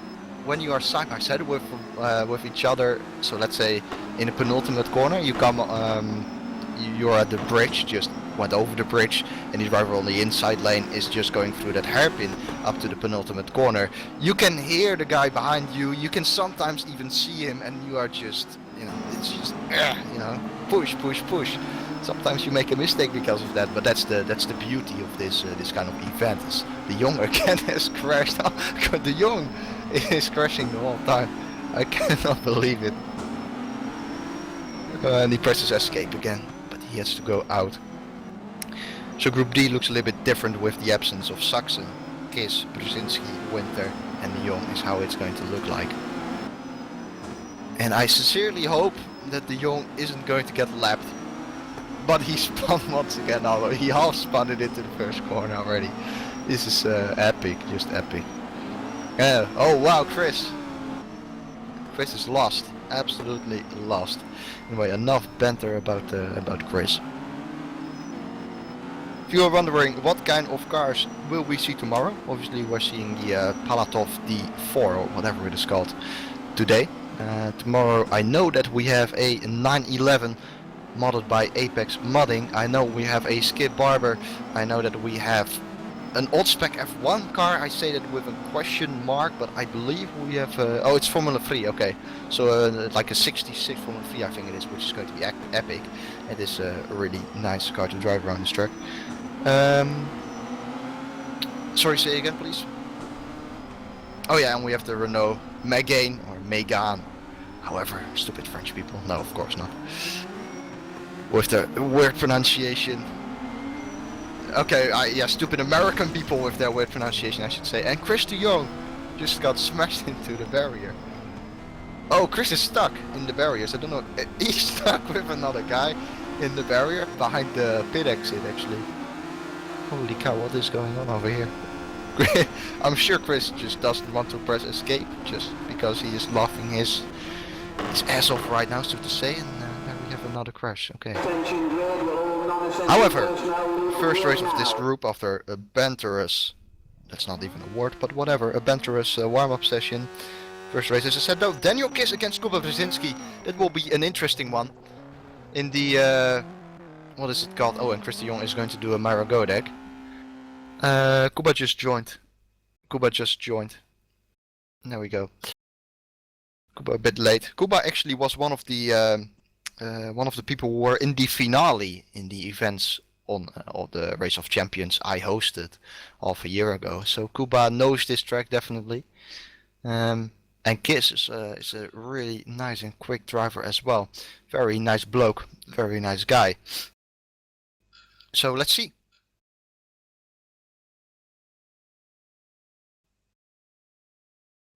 So we're preparing ourselves then for the first round. Kiss against Brzezinski.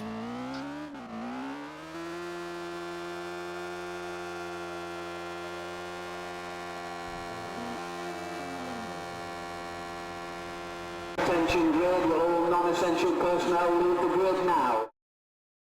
And then we have the lovely R Factor voice again, mentioning that the race is going to go underway anytime soon.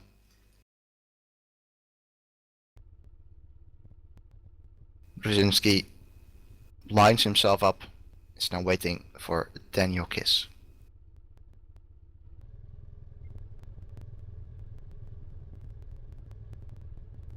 Race 1 in Group 4, the final group of today. Of course we'll have a couple of tie breakers though, excuse me. And the green light will come on right now and we'll have a look who has the better start. Definitely Daniel Kiss with the better launch there. By quite a few tenths in fact as well. Kris, I don't know whether you kept an eye out on the fastest race time I think I did a 38.5 last time round. Maybe that's a bit of a benchmark for these guys as well, because these guys definitely know how to race. Maybe people have even got into the 37s. I have no idea. However, Brzezinski taking the lead, obviously. No surprises there after the first lap. Daniel Kris followed him by about 1.2 seconds, so these two are still relatively close to each other. And Brzezinski having nice lines over here. He is very smooth. Look at that. There are no kind of oversteer moments for him where we have seen with Bugatti, for example. He really liked to drift it, and it seems to be working really well for Brzezinski. In fact, has the outside line over here, which is the quicker line. Daniel Kris had the shorter run though, and I think they were so close when crossing the line there. There was not a lot in between them at all. Highly a hair of whatever, you know. Just a hair between them, not more than that, I would say. So let's have a look over here. The gap Daniel Kris is looking for is about 1.4 seconds. And it is more than that, I can tell you that. Brzezinski crosses the line over here. The gap to Kris is 1.6. Kris is gonna have to work his balls off over here in the final lap. But we have seen it before. People even, I remember Patel having a 2-second disadvantage and making it all up in the final lap. It's all about how you go into this final lap though. When you are behind someone, you do want to take a little bit more aggression. Sometimes it works, while the guy in front took less aggression. And look at this, as we said before, Kris is just going to take it in fact. And look at that, only 900ths of a second in between them. Less than a tenth by these guys. A brilliant race from them, has to be said. And Daniel Kris takes it. I think we should be looking at about a 1.6, 1.7 seconds deficit, in fact, after the first lap, and not, or sorry, after the, well, this is 1.5 laps, I should say, as soon as we go into the final lap. But impressive. I think we have to be looking at a 1.6 second gap. User joined your channel. I said it was 1.2, 1.3 before. And that's how I found it when I hosted these kind of events. But seems to be 1.6 seconds is the gap you have to be looking at. And Kris in the end did a fantastic job, has to be said. Rather close between them though. I was actually commentating for 5 or 10 minutes, then I realized that the TeamSpeak crashed. I was like, what the hell is this? Wow, I feel sorry for you. Recorder when it crashes and I don't hear any messages. Now my R factor has crashed, so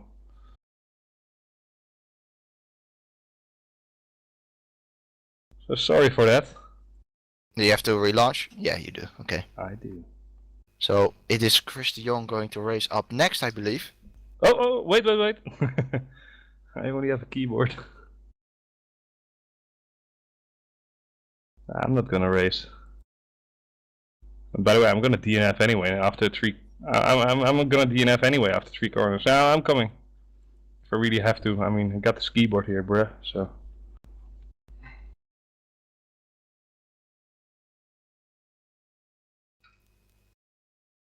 So it's winter against de Jong.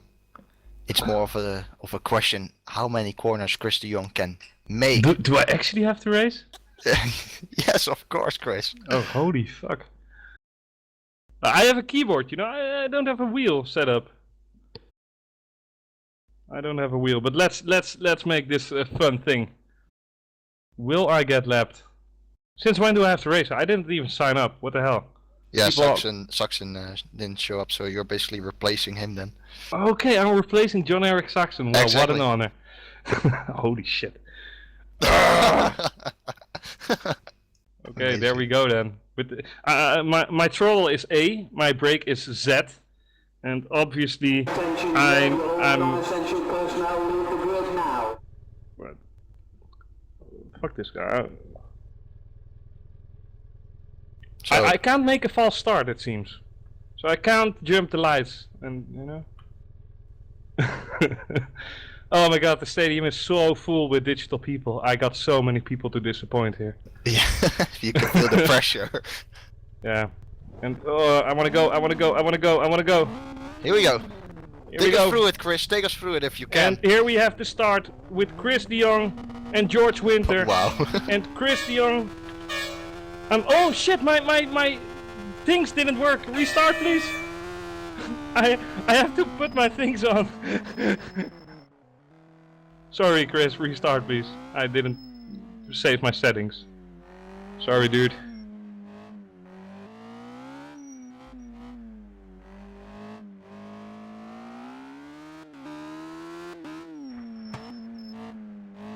And I'm ready. Attention grid, will all non-essential personnel leave the grid now? Well, this is gonna be hilarious. So if anyone wants to know whether you can use a keyboard for R Factor 2, I think Kris de Jong will demonstrate it here for you. Indeed he will. So let's see. Oh, I need some sort of advantage, you know. I need some sort of advantage here. Let's see. And the lights go on. The lights go on, and Kris de Jong is off. Kris de Jong is off. Look at the start from Kris de Jong. Unbelievable scenarios over here. He does over relatively well so far with that keyboard. Gets some oversteer over there, goes into the hairpin. He still has the advantage, in fact. I just have to over wait for Winter. George and just knock him off, you know. Oh, Oh, and there are multiple people out on track at the moment, I think. This is crazy what is going on. People in the pit lane doing donuts. oh no However, no no no no no no! I out didn't on touch track. any walls though. I didn't Out touch on any track. walls. Oh, he no! spins. Oh, Kris spins. Oh no! Oh no! Oh no! I'm gonna hit the precision. No! This is not going well.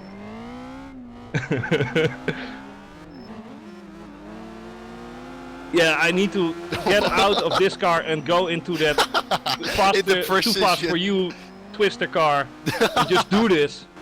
That would be amazing if you just stepped into the F1 car. Oh, And there we go. We have one lap gone. Or 13 yeah, one lap to seconds. go. Here we 13 go. seconds is the gap. Can Kris de Jong do it? John Eric Saxon wouldn't do anything better than me though. Right, John. Make them proud. I will. I will make every turtle proud of me.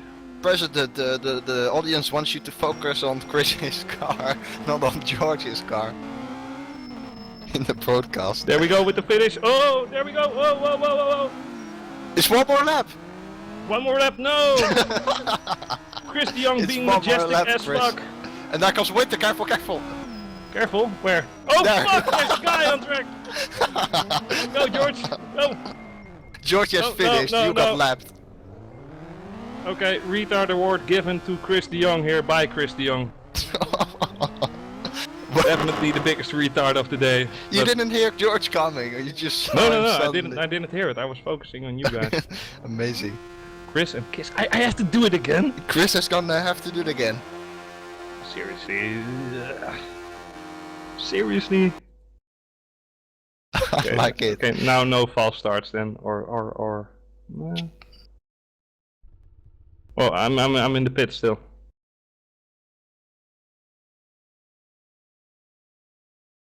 Kris de Jong moved to position 1 on the grid by the administrator. That's the first time I ever Yeah, saw it in my life. yeah. I was just about to say. Kris in P1. What kind of league is this, Kris, where you are just in Attention P1? grid, will all non-essential personnel I had, leave the you know, grid when now? I joined FSR in 2012, there were actually guys saying I cheated in other leagues because I was that fast. You know, then it all. Yeah, then Went you from joined bad the to worse. Turtle Club and you got really Yeah, yeah. slow. Do you think I should start now? I would have an advantage of 15 seconds. I would do it. Just I go. would do it. Well, Just well, go. if you do it, that's champion advice. I'm taking that. Champion advice. Look at that. I mean, this is my handicap. oh wait, you'll get disqualified. What, Oh no, do I? No, I'm stationary now. Go, go, go, There, go, there we go, go. go, go. I can see Kiss. I can see Kiss. That's a nice There- advantage. there we go. actually.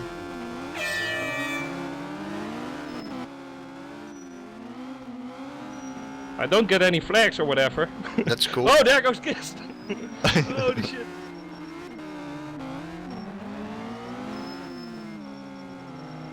Trying to keep it here together. Not make the organizer Chris Cobb being worried about car damage here.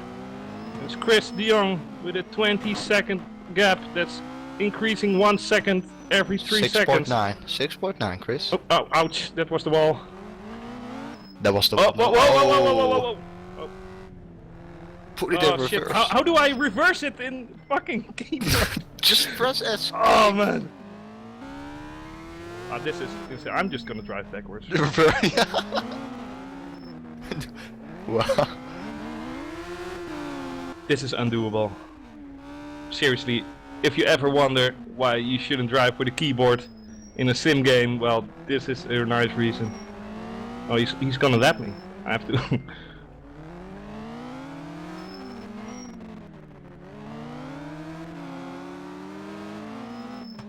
One lap to go. Oh shit, that's the, well, whatever. Full throttle.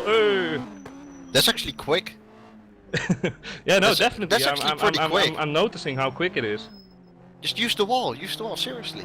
Okay. Yeah. Yeah, Champion, yeah. oh, champion advice from Jeroen Kweekel. No, There look we at go. that, you're... Oh! Why did you say that, Kweekel? Why? Because you are really quick. Okay, Jeroen Kweekel is DNF'd of the disqualified for giving bad advice. You can still keep on going. That actually looked really quick when you just wallbanged all the time. I Yeah, think yeah, I'm yeah. going to do that. That's a pretty good idea. Oh my god, I'm making such a joke out of sim racing at the moment. Sorry guys.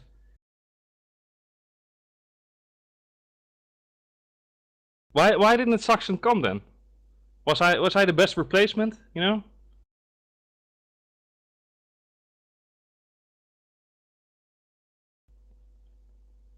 Well, Christopher Cobb should do the next round.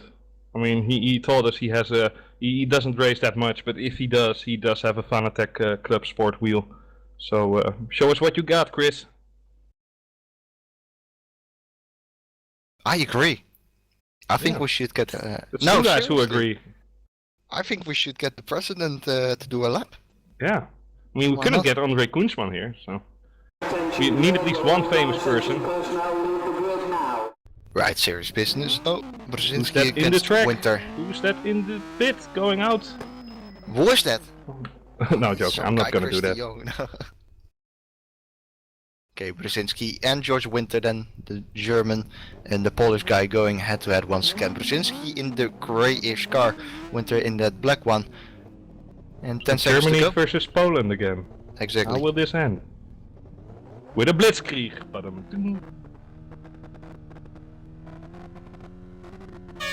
Here we go. Who's better off the line? It's going to be Equal. equal. I would say equal. They Winter had both a bit waited of a- half a second. You Winter know? had a bit of a wiggle over there when he got into second gear, but no major issues there. He touched the wall as well, Winter, that is. Not really giving him much speed through there, but nevertheless it's still Brzezinski who has to keep it together as well. And for the time being though, I do think that Winter did do a reasonable first segment, 6.5 tenths in between.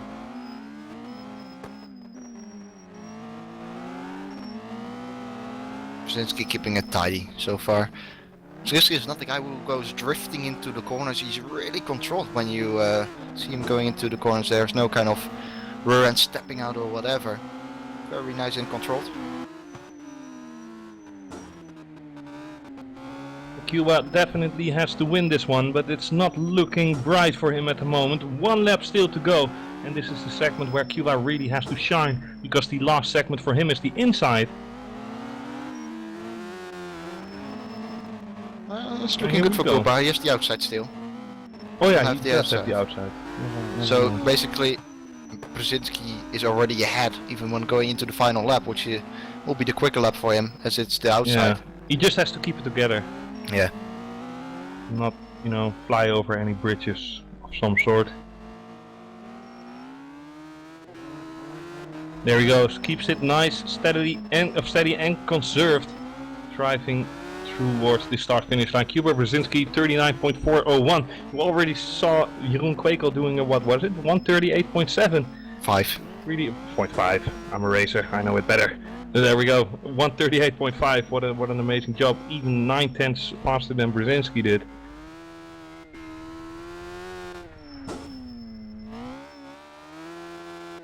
So I lost count and track a little bit about, you know, the standings in Group D. Okay, so we had the first race, Kris and Brzezinski. Kris won that one. So Kris 1 point. Winter and Saxon. Well, that is then Winter and De Jong. De Jong lost. De Jong Kris, De Jong lost. So Kris has got 2 points. Winter has got 1. Kuba has got 1 now as well. And now it's Kiss against Winter. So Kiss has got 2, Winter has got... What was it? 1? Yep. So Winter wants to win this one, that's for sure. And the next race we will have Attention grid, Christopher Cobb non-essential against personnel leave the Kuberzinski grid now. as the final race for this group. And I'm sure Christopher Cobb will agree with it. Yeah, you're gonna race, Kris? Of course. Nice. And it's 2 o'clock in the afternoon. It's already getting dark here. What the hell? Not really 2 o'clock. What is it? Like 5? Yeah, 5.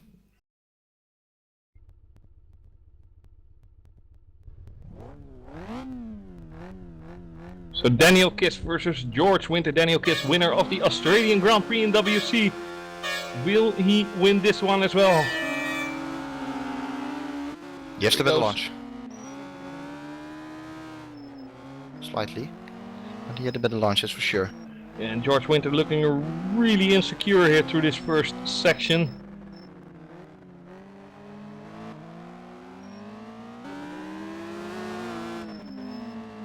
Daniel Kiss not really that far behind.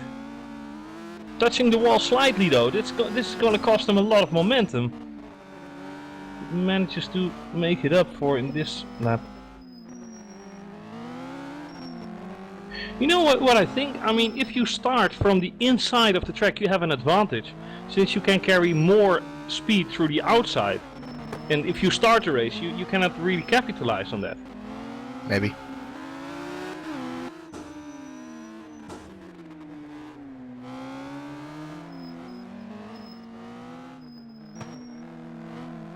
Daniel keeping it together, but it's pretty close, I believe.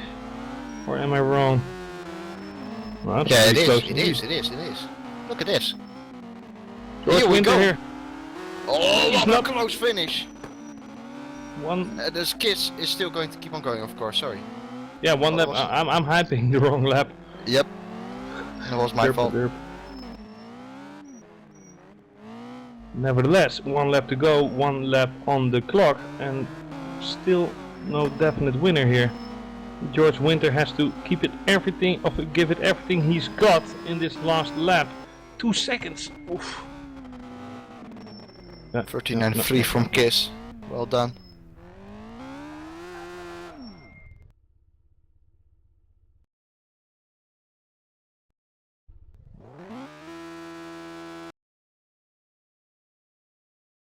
And I accidentally pressed my Windows sign.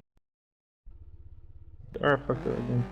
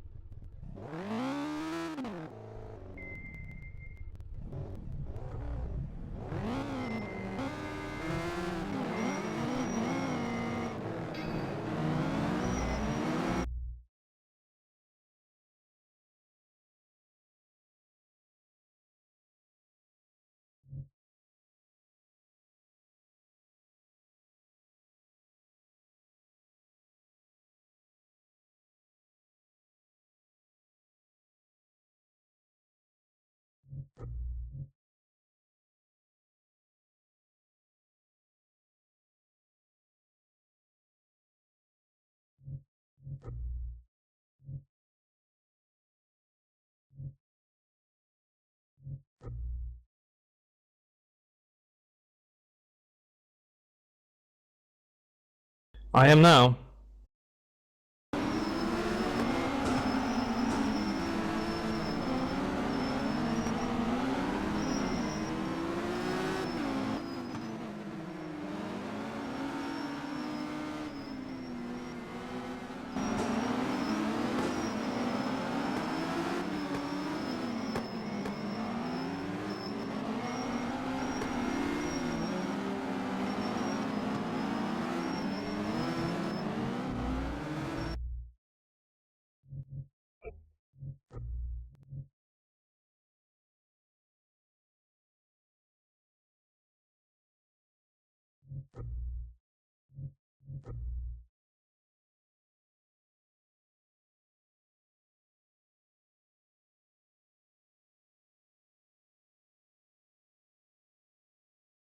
Oops.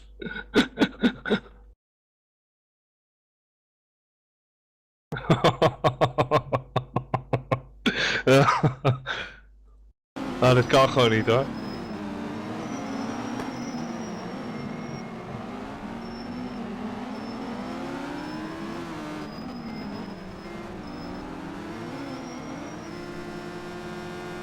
Attention grid, will all non-essential personnel leave the grid now. It's going to happen. What's going to happen? Christopher Cobb is going to drive. Christopher Cobb There we go. against Brzezinski. This is happening. Well, give him hell, Cobb. Here we go, the FSR president against some Polish guy we never heard about. Come on, Chris. So here we go then. Final race of this group. What can these guys do? President versus Polish guy.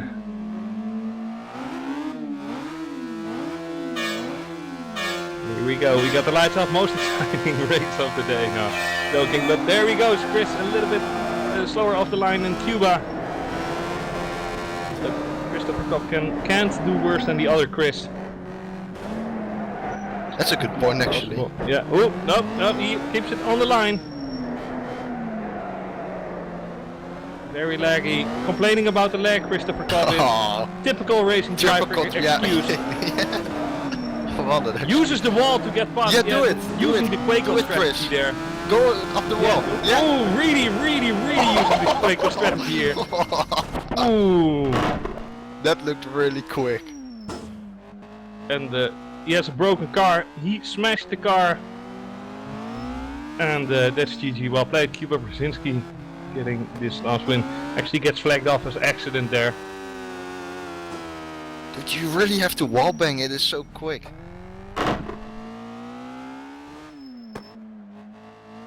I'm not joking, I'm going to try that now. I'm on the track as well. Fuck this. Okay, so Got a De Jong on track. going back to Group A then with that tiebreaker. Starting off with Leitner and Pascales Georges or Dora. Cuba sees me on track there like what the fuck.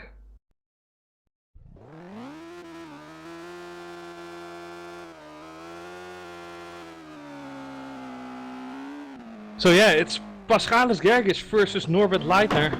Or Leitner, how Kweekel calls it. What? Leitner. Leitner, alright?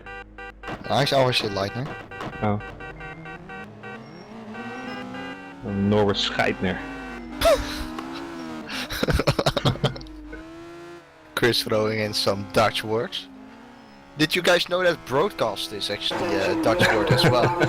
It just doesn't mean broadcast, it means something else. Only Dutch people will know what it means, but broadcast is a nice word in Dutch as well. Definitely some place you go in the morning. You know, Yeah. you go to the broadcast to get your energy. To get your brood. And whoever solves the riddle at the end of 2015 gets my empty can of 7-Up. I don't know. Now we go here. It's the race of the day for Leitner and Gergis or whatever, or Jergit, whatever. It's gonna be do or die for either one of them. Whoever wins this wins the qualification for tomorrow. Whoever loses it gets a big L above his name next year, and just has to back up home. Instantly, Gergis hugging the wall. Having learned that from Kris, I'm sure. But yeah, we learned it from Jeroen Kweekel, who obviously has to have those kind of strategies in order to get champion in pro. Yeah. But Gergis really touching the wall there, hugging the wall. Oh, they're close. They're close to each other. They are 1.5. close, but I am not on board with Leitner as well. I'm watching. Yeah, Gergis. Leitner's looking really stable so far. Okay. Didn't touch the Yeah, wall because yet. too stable in these cars is not good True. as well, right? You True, need true. a little bit of a tail happy car. Yeah, good point. That's why I think at this. ready drivers are doing great, should be doing great at Race Champion. And then that stupid Henry Priot or whatever, he wins it. I mean, In the meantime, the gap was less than a tenth of a second when they crossed the line. Leitner obviously will have the advantage. So last time it was about 1.6 seconds and the gap in the end was less than a tenth. It is now a bit larger than that, to be honest. The gap has come up to 1.9 seconds. Paschalis needs to do something special over here. But Kris, we have seen it before, where someone with a 2-second deficit made it up in the final lap. Yeah, definitely. I'm not gonna touch that with a 9 feet pole again. I mean, it's anything but predictable this series and really fun to watch. On the outside, it does seem that Leitner is pulling on the longest segment, whatever. I'm losing my words, and it's Gergis who loses against Leitner. Yeah, unlucky there for him, and congrats to Leitner. What did you say, Kris? 1:39.975. Oh wait, the lap itself? I mean, in total, this event, the fastest lap? 48.557 by Leitner.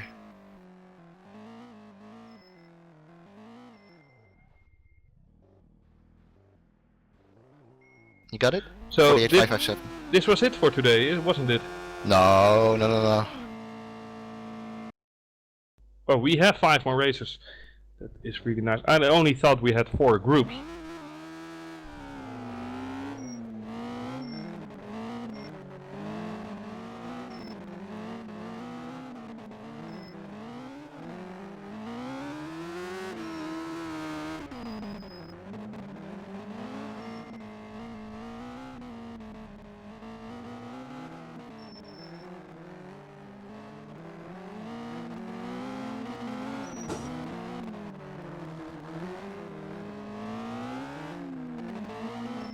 So we're still looking at the tiebreaker in Group A.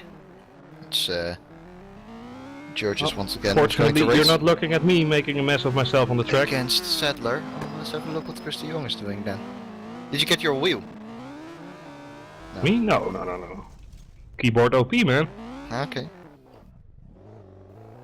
Step out, get in that car in front of you. I want to. Look at that car. That's Ooh, I'm inside a you are in position. the yeah. This is my wet dream. Ooh. Go a little bit further than your yeah. Now your helmet is actually in like the right place. Yeah. It looks like you are in the car somehow.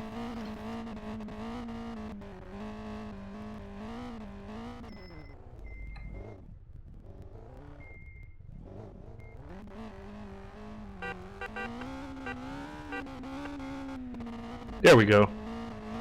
Perfect.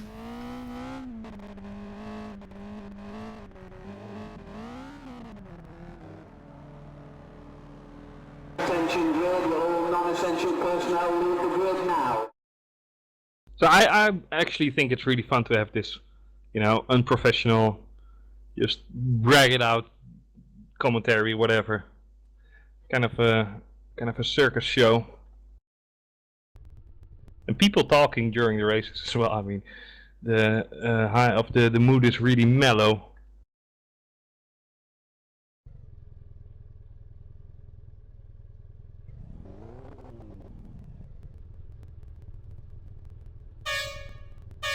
So here we go, James Sadler versus Paschalis Gergis.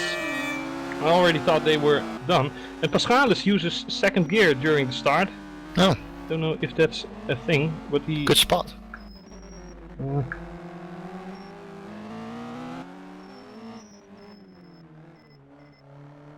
Maybe it's part of Wangler.exe. Yeah, who knows? It's sneaky Jack Swangler. Ah, he's quick. Look at this. Paschalis was flying through the final couple of corners. 1.3 is the, about 1.4 is the gap. Needs to be a little bit bigger if Paschalis wants to be a bit more comfortable. This is going to be another close race, I predict. Who knows? One mistake and it's done. Paschalis looking good so far, though. So how close are they? They're relatively close, but Sadler has got the advantage. That's for sure. About a 1.5 tenth gap.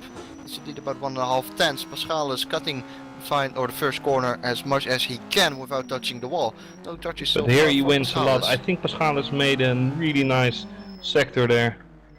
Yeah, Doing I a agree. fantastic job, but Goes over the curb a bit there. didn't watch Sadler, so I don't know. Sadler has lost out a little bit, judging visually. And Half is said that 1.5. Yeah, 1.5 seconds, so it's doable. It is doable, definitely. Have a look at Sadler. What is he doing? Goes underneath the bridge into the hairpin. This is going to be really close between these two, I predict. We'll have a look over here. Here comes Paschalis on the outside. Sadler. Oh, Sadler has done a brilliant last lap once again. And he will take it by a couple of tenths, in fact. 4 Well, and tenths. Paschalis is furious like a weasel. Yeah, and so he lost 2 seconds on the last lap. Effectively 2 seconds indeed. Wap wap wow. Kris, you want to know the fastest lap? 48.7 by Sadler. 48.7 dead.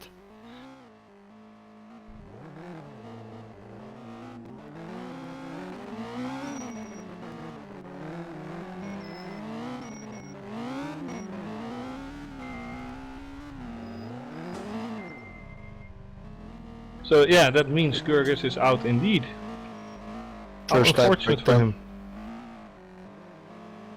Didn't expect that, but you know, you don't have to be.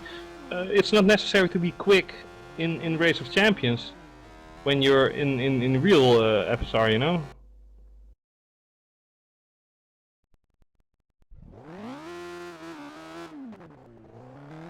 And so this is the next race, Liner against Sadler, as Jong has gone out, which is going to be decisive. This will decide who is going through to the next round. The loser will go home with nothing.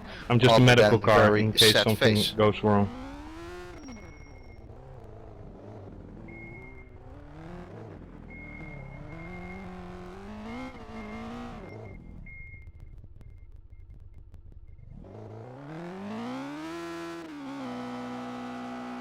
Attention grid, will all non-essential personnel leave the grid now?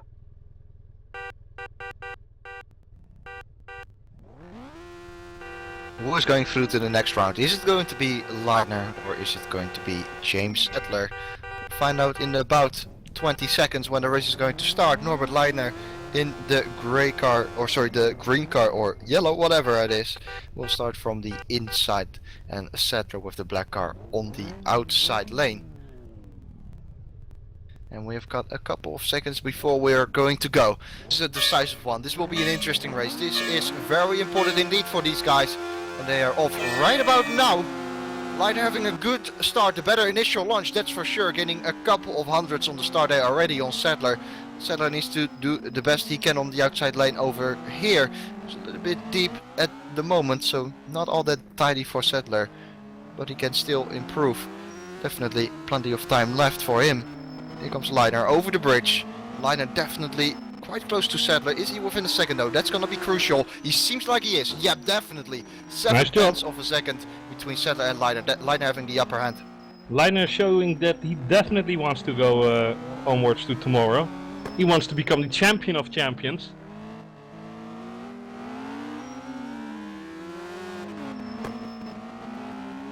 So who wins the race tomorrow and who will be the winner of the Race of Champions tomorrow will have the staggering prize of an invite next year.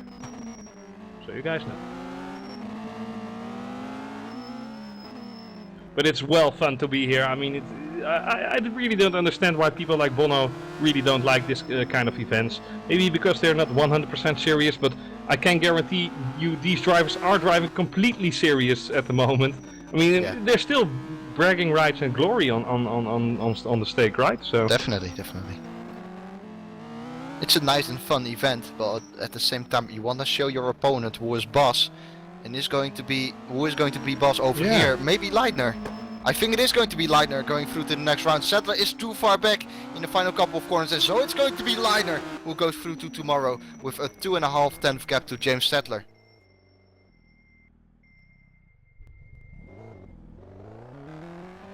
So Sadler saying GG, good game, well played to Norbert Leitner.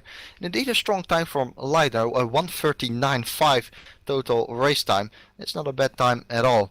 So Leitner is going to go through, and we are going to go through to the next tiebreaker, which was in Group B obviously, between Patel and Bigazzi. That's going to be the first one.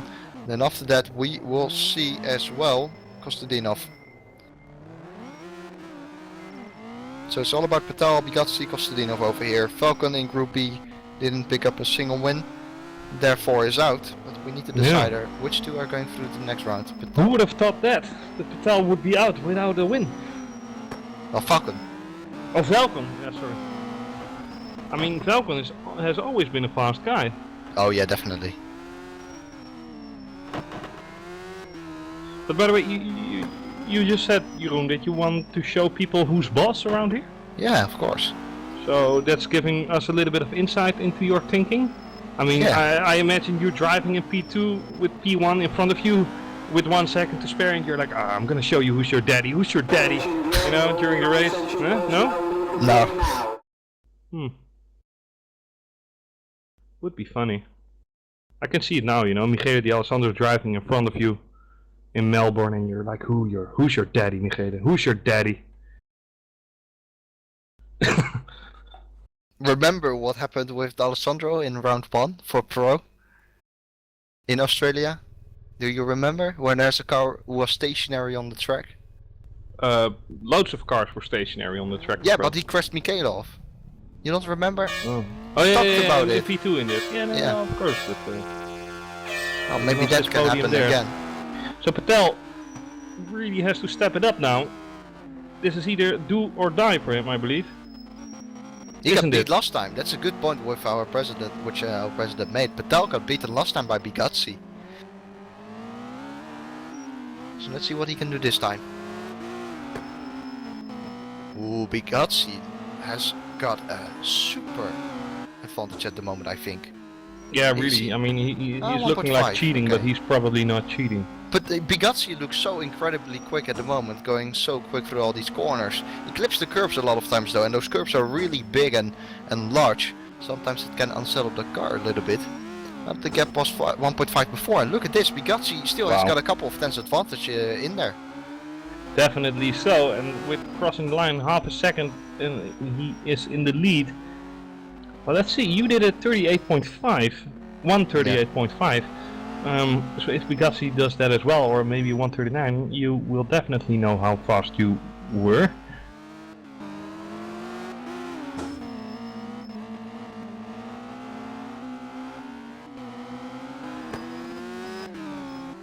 Two point 2.1 seconds. Amazing what Bigazzi is showing us. Yeah, amazing car control as well. Yeah. Gets onto the power nicely, lots of wheel spin all the time, but it's the way to go for him. Patel made up so much time once again though in the final couple of corners, but Bigazzi is going to do it. I really don't get it how these drivers can make up that much time in you know, it might be the thing of, you know, starting on the outside, you know? I mean, if you start on the outside, you cannot carry the same speed that you would do after one lap through the outside corner. That's maybe a little bit problematic. 38.9 in the end from Bigazzi. And next up, Dian Kostadinov against Mohammed Patel. And Patel is gonna have to win this one. If he doesn't, then I presume he's got a problem. Then he's free tomorrow. So is there another prize, Kris, next to the invite for next year, for the winner?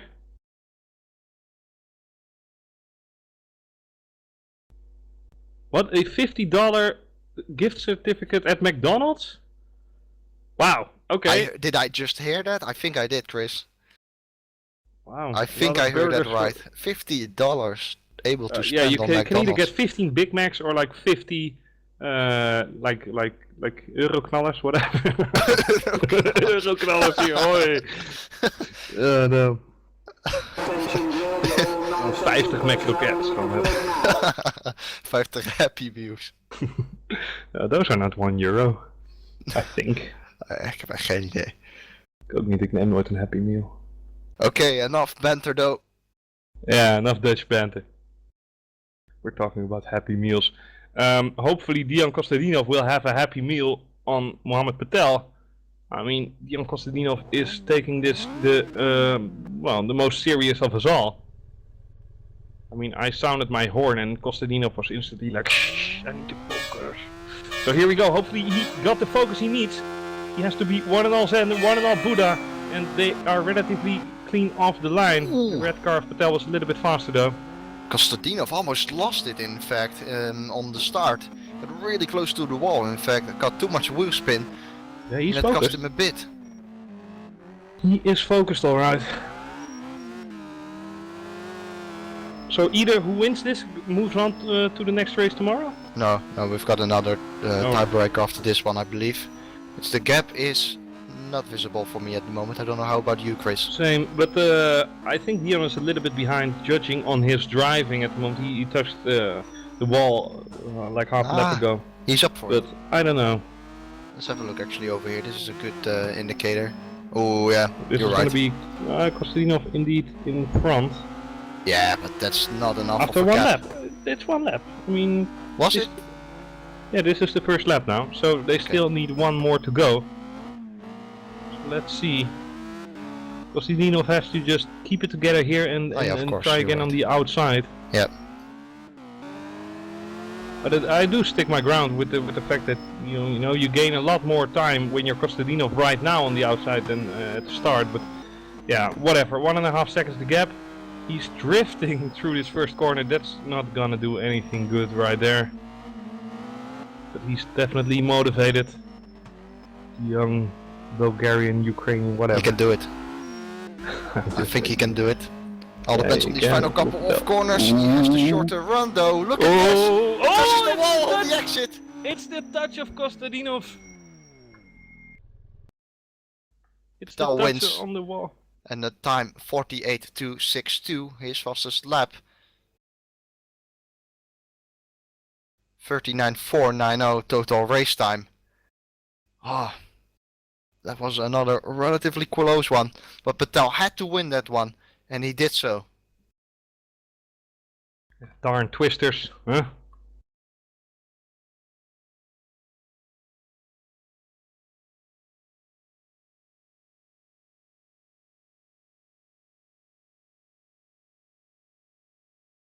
So what's next? We've got Bigazzi against Patel.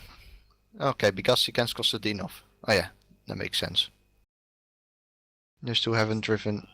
Attention grid, your What's the link again non-essential of the broadcast? personnel leave the grid now. Oh.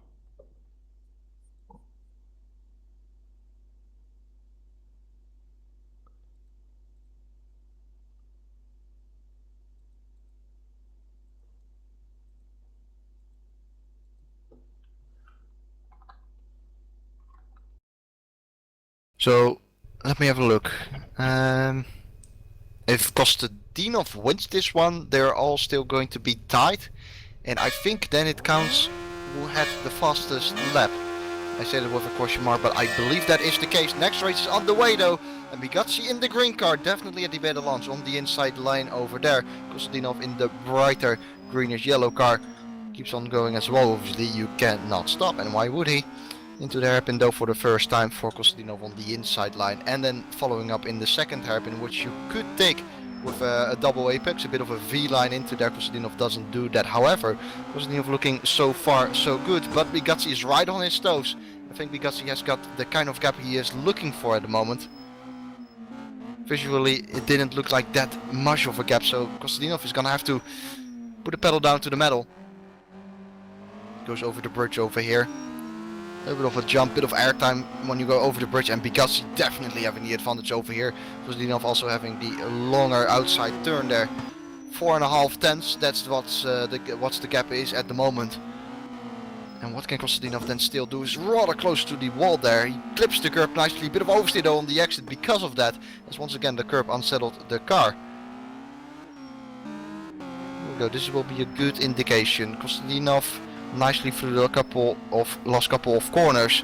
Same for Bigazzi. Yeah, Bigazzi has hit the wall, I believe, a little bit over there. Maybe wrong, but it looked like that visually. 9 tenths is the gap. Final lap though. And Kostadinov, it's not looking bright for him, is it? He's pushing really hard at the moment because he knows he has got to, and there's no other option.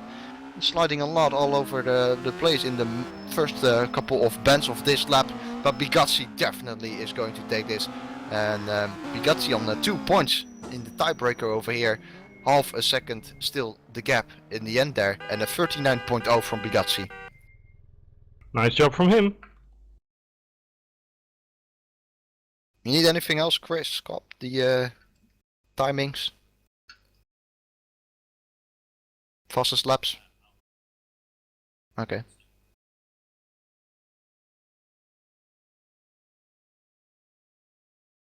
Yeah, Bugatti won.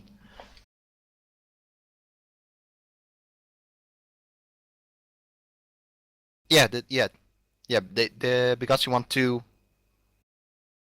Kostadinov. Okay. Okay.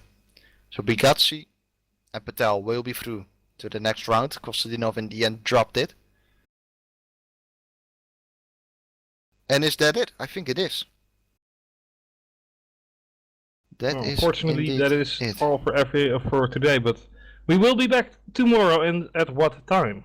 I have 1700. That's saying it proper. It's like in the Navy, 1700. Oh, or whatever. Well, for the people at home, I hope you guys enjoyed it as much as we did, all 12 of you.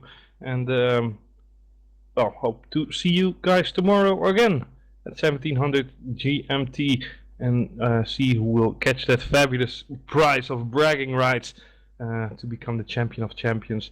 And last but not least, to get another invite for next year. Are you gonna win tomorrow, Jeroen? I don't know. No, that's the confidence of a true racer there. I can say something else, but I don't know. Maybe you should win, Kris, and just hop in, get a wheel instead of a keyboard. Maybe that would Yeah. help.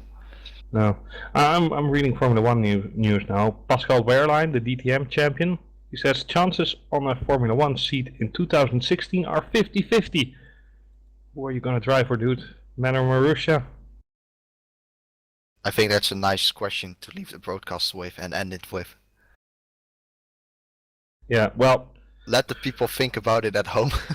yeah, indeed. Kris, don't you have to give the viewers at home something? Like your favorite burger recipe? I would, but I can't make burgers, so. Well, nice. Now, thank you very much for watching, everyone. We are back in about 24 hours from now, and hope to see you then as well. We have more cars then, more action, more famous names. No, joking, just fewer, but with more races. And we will hope to see you tomorrow. So have a nice evening for today.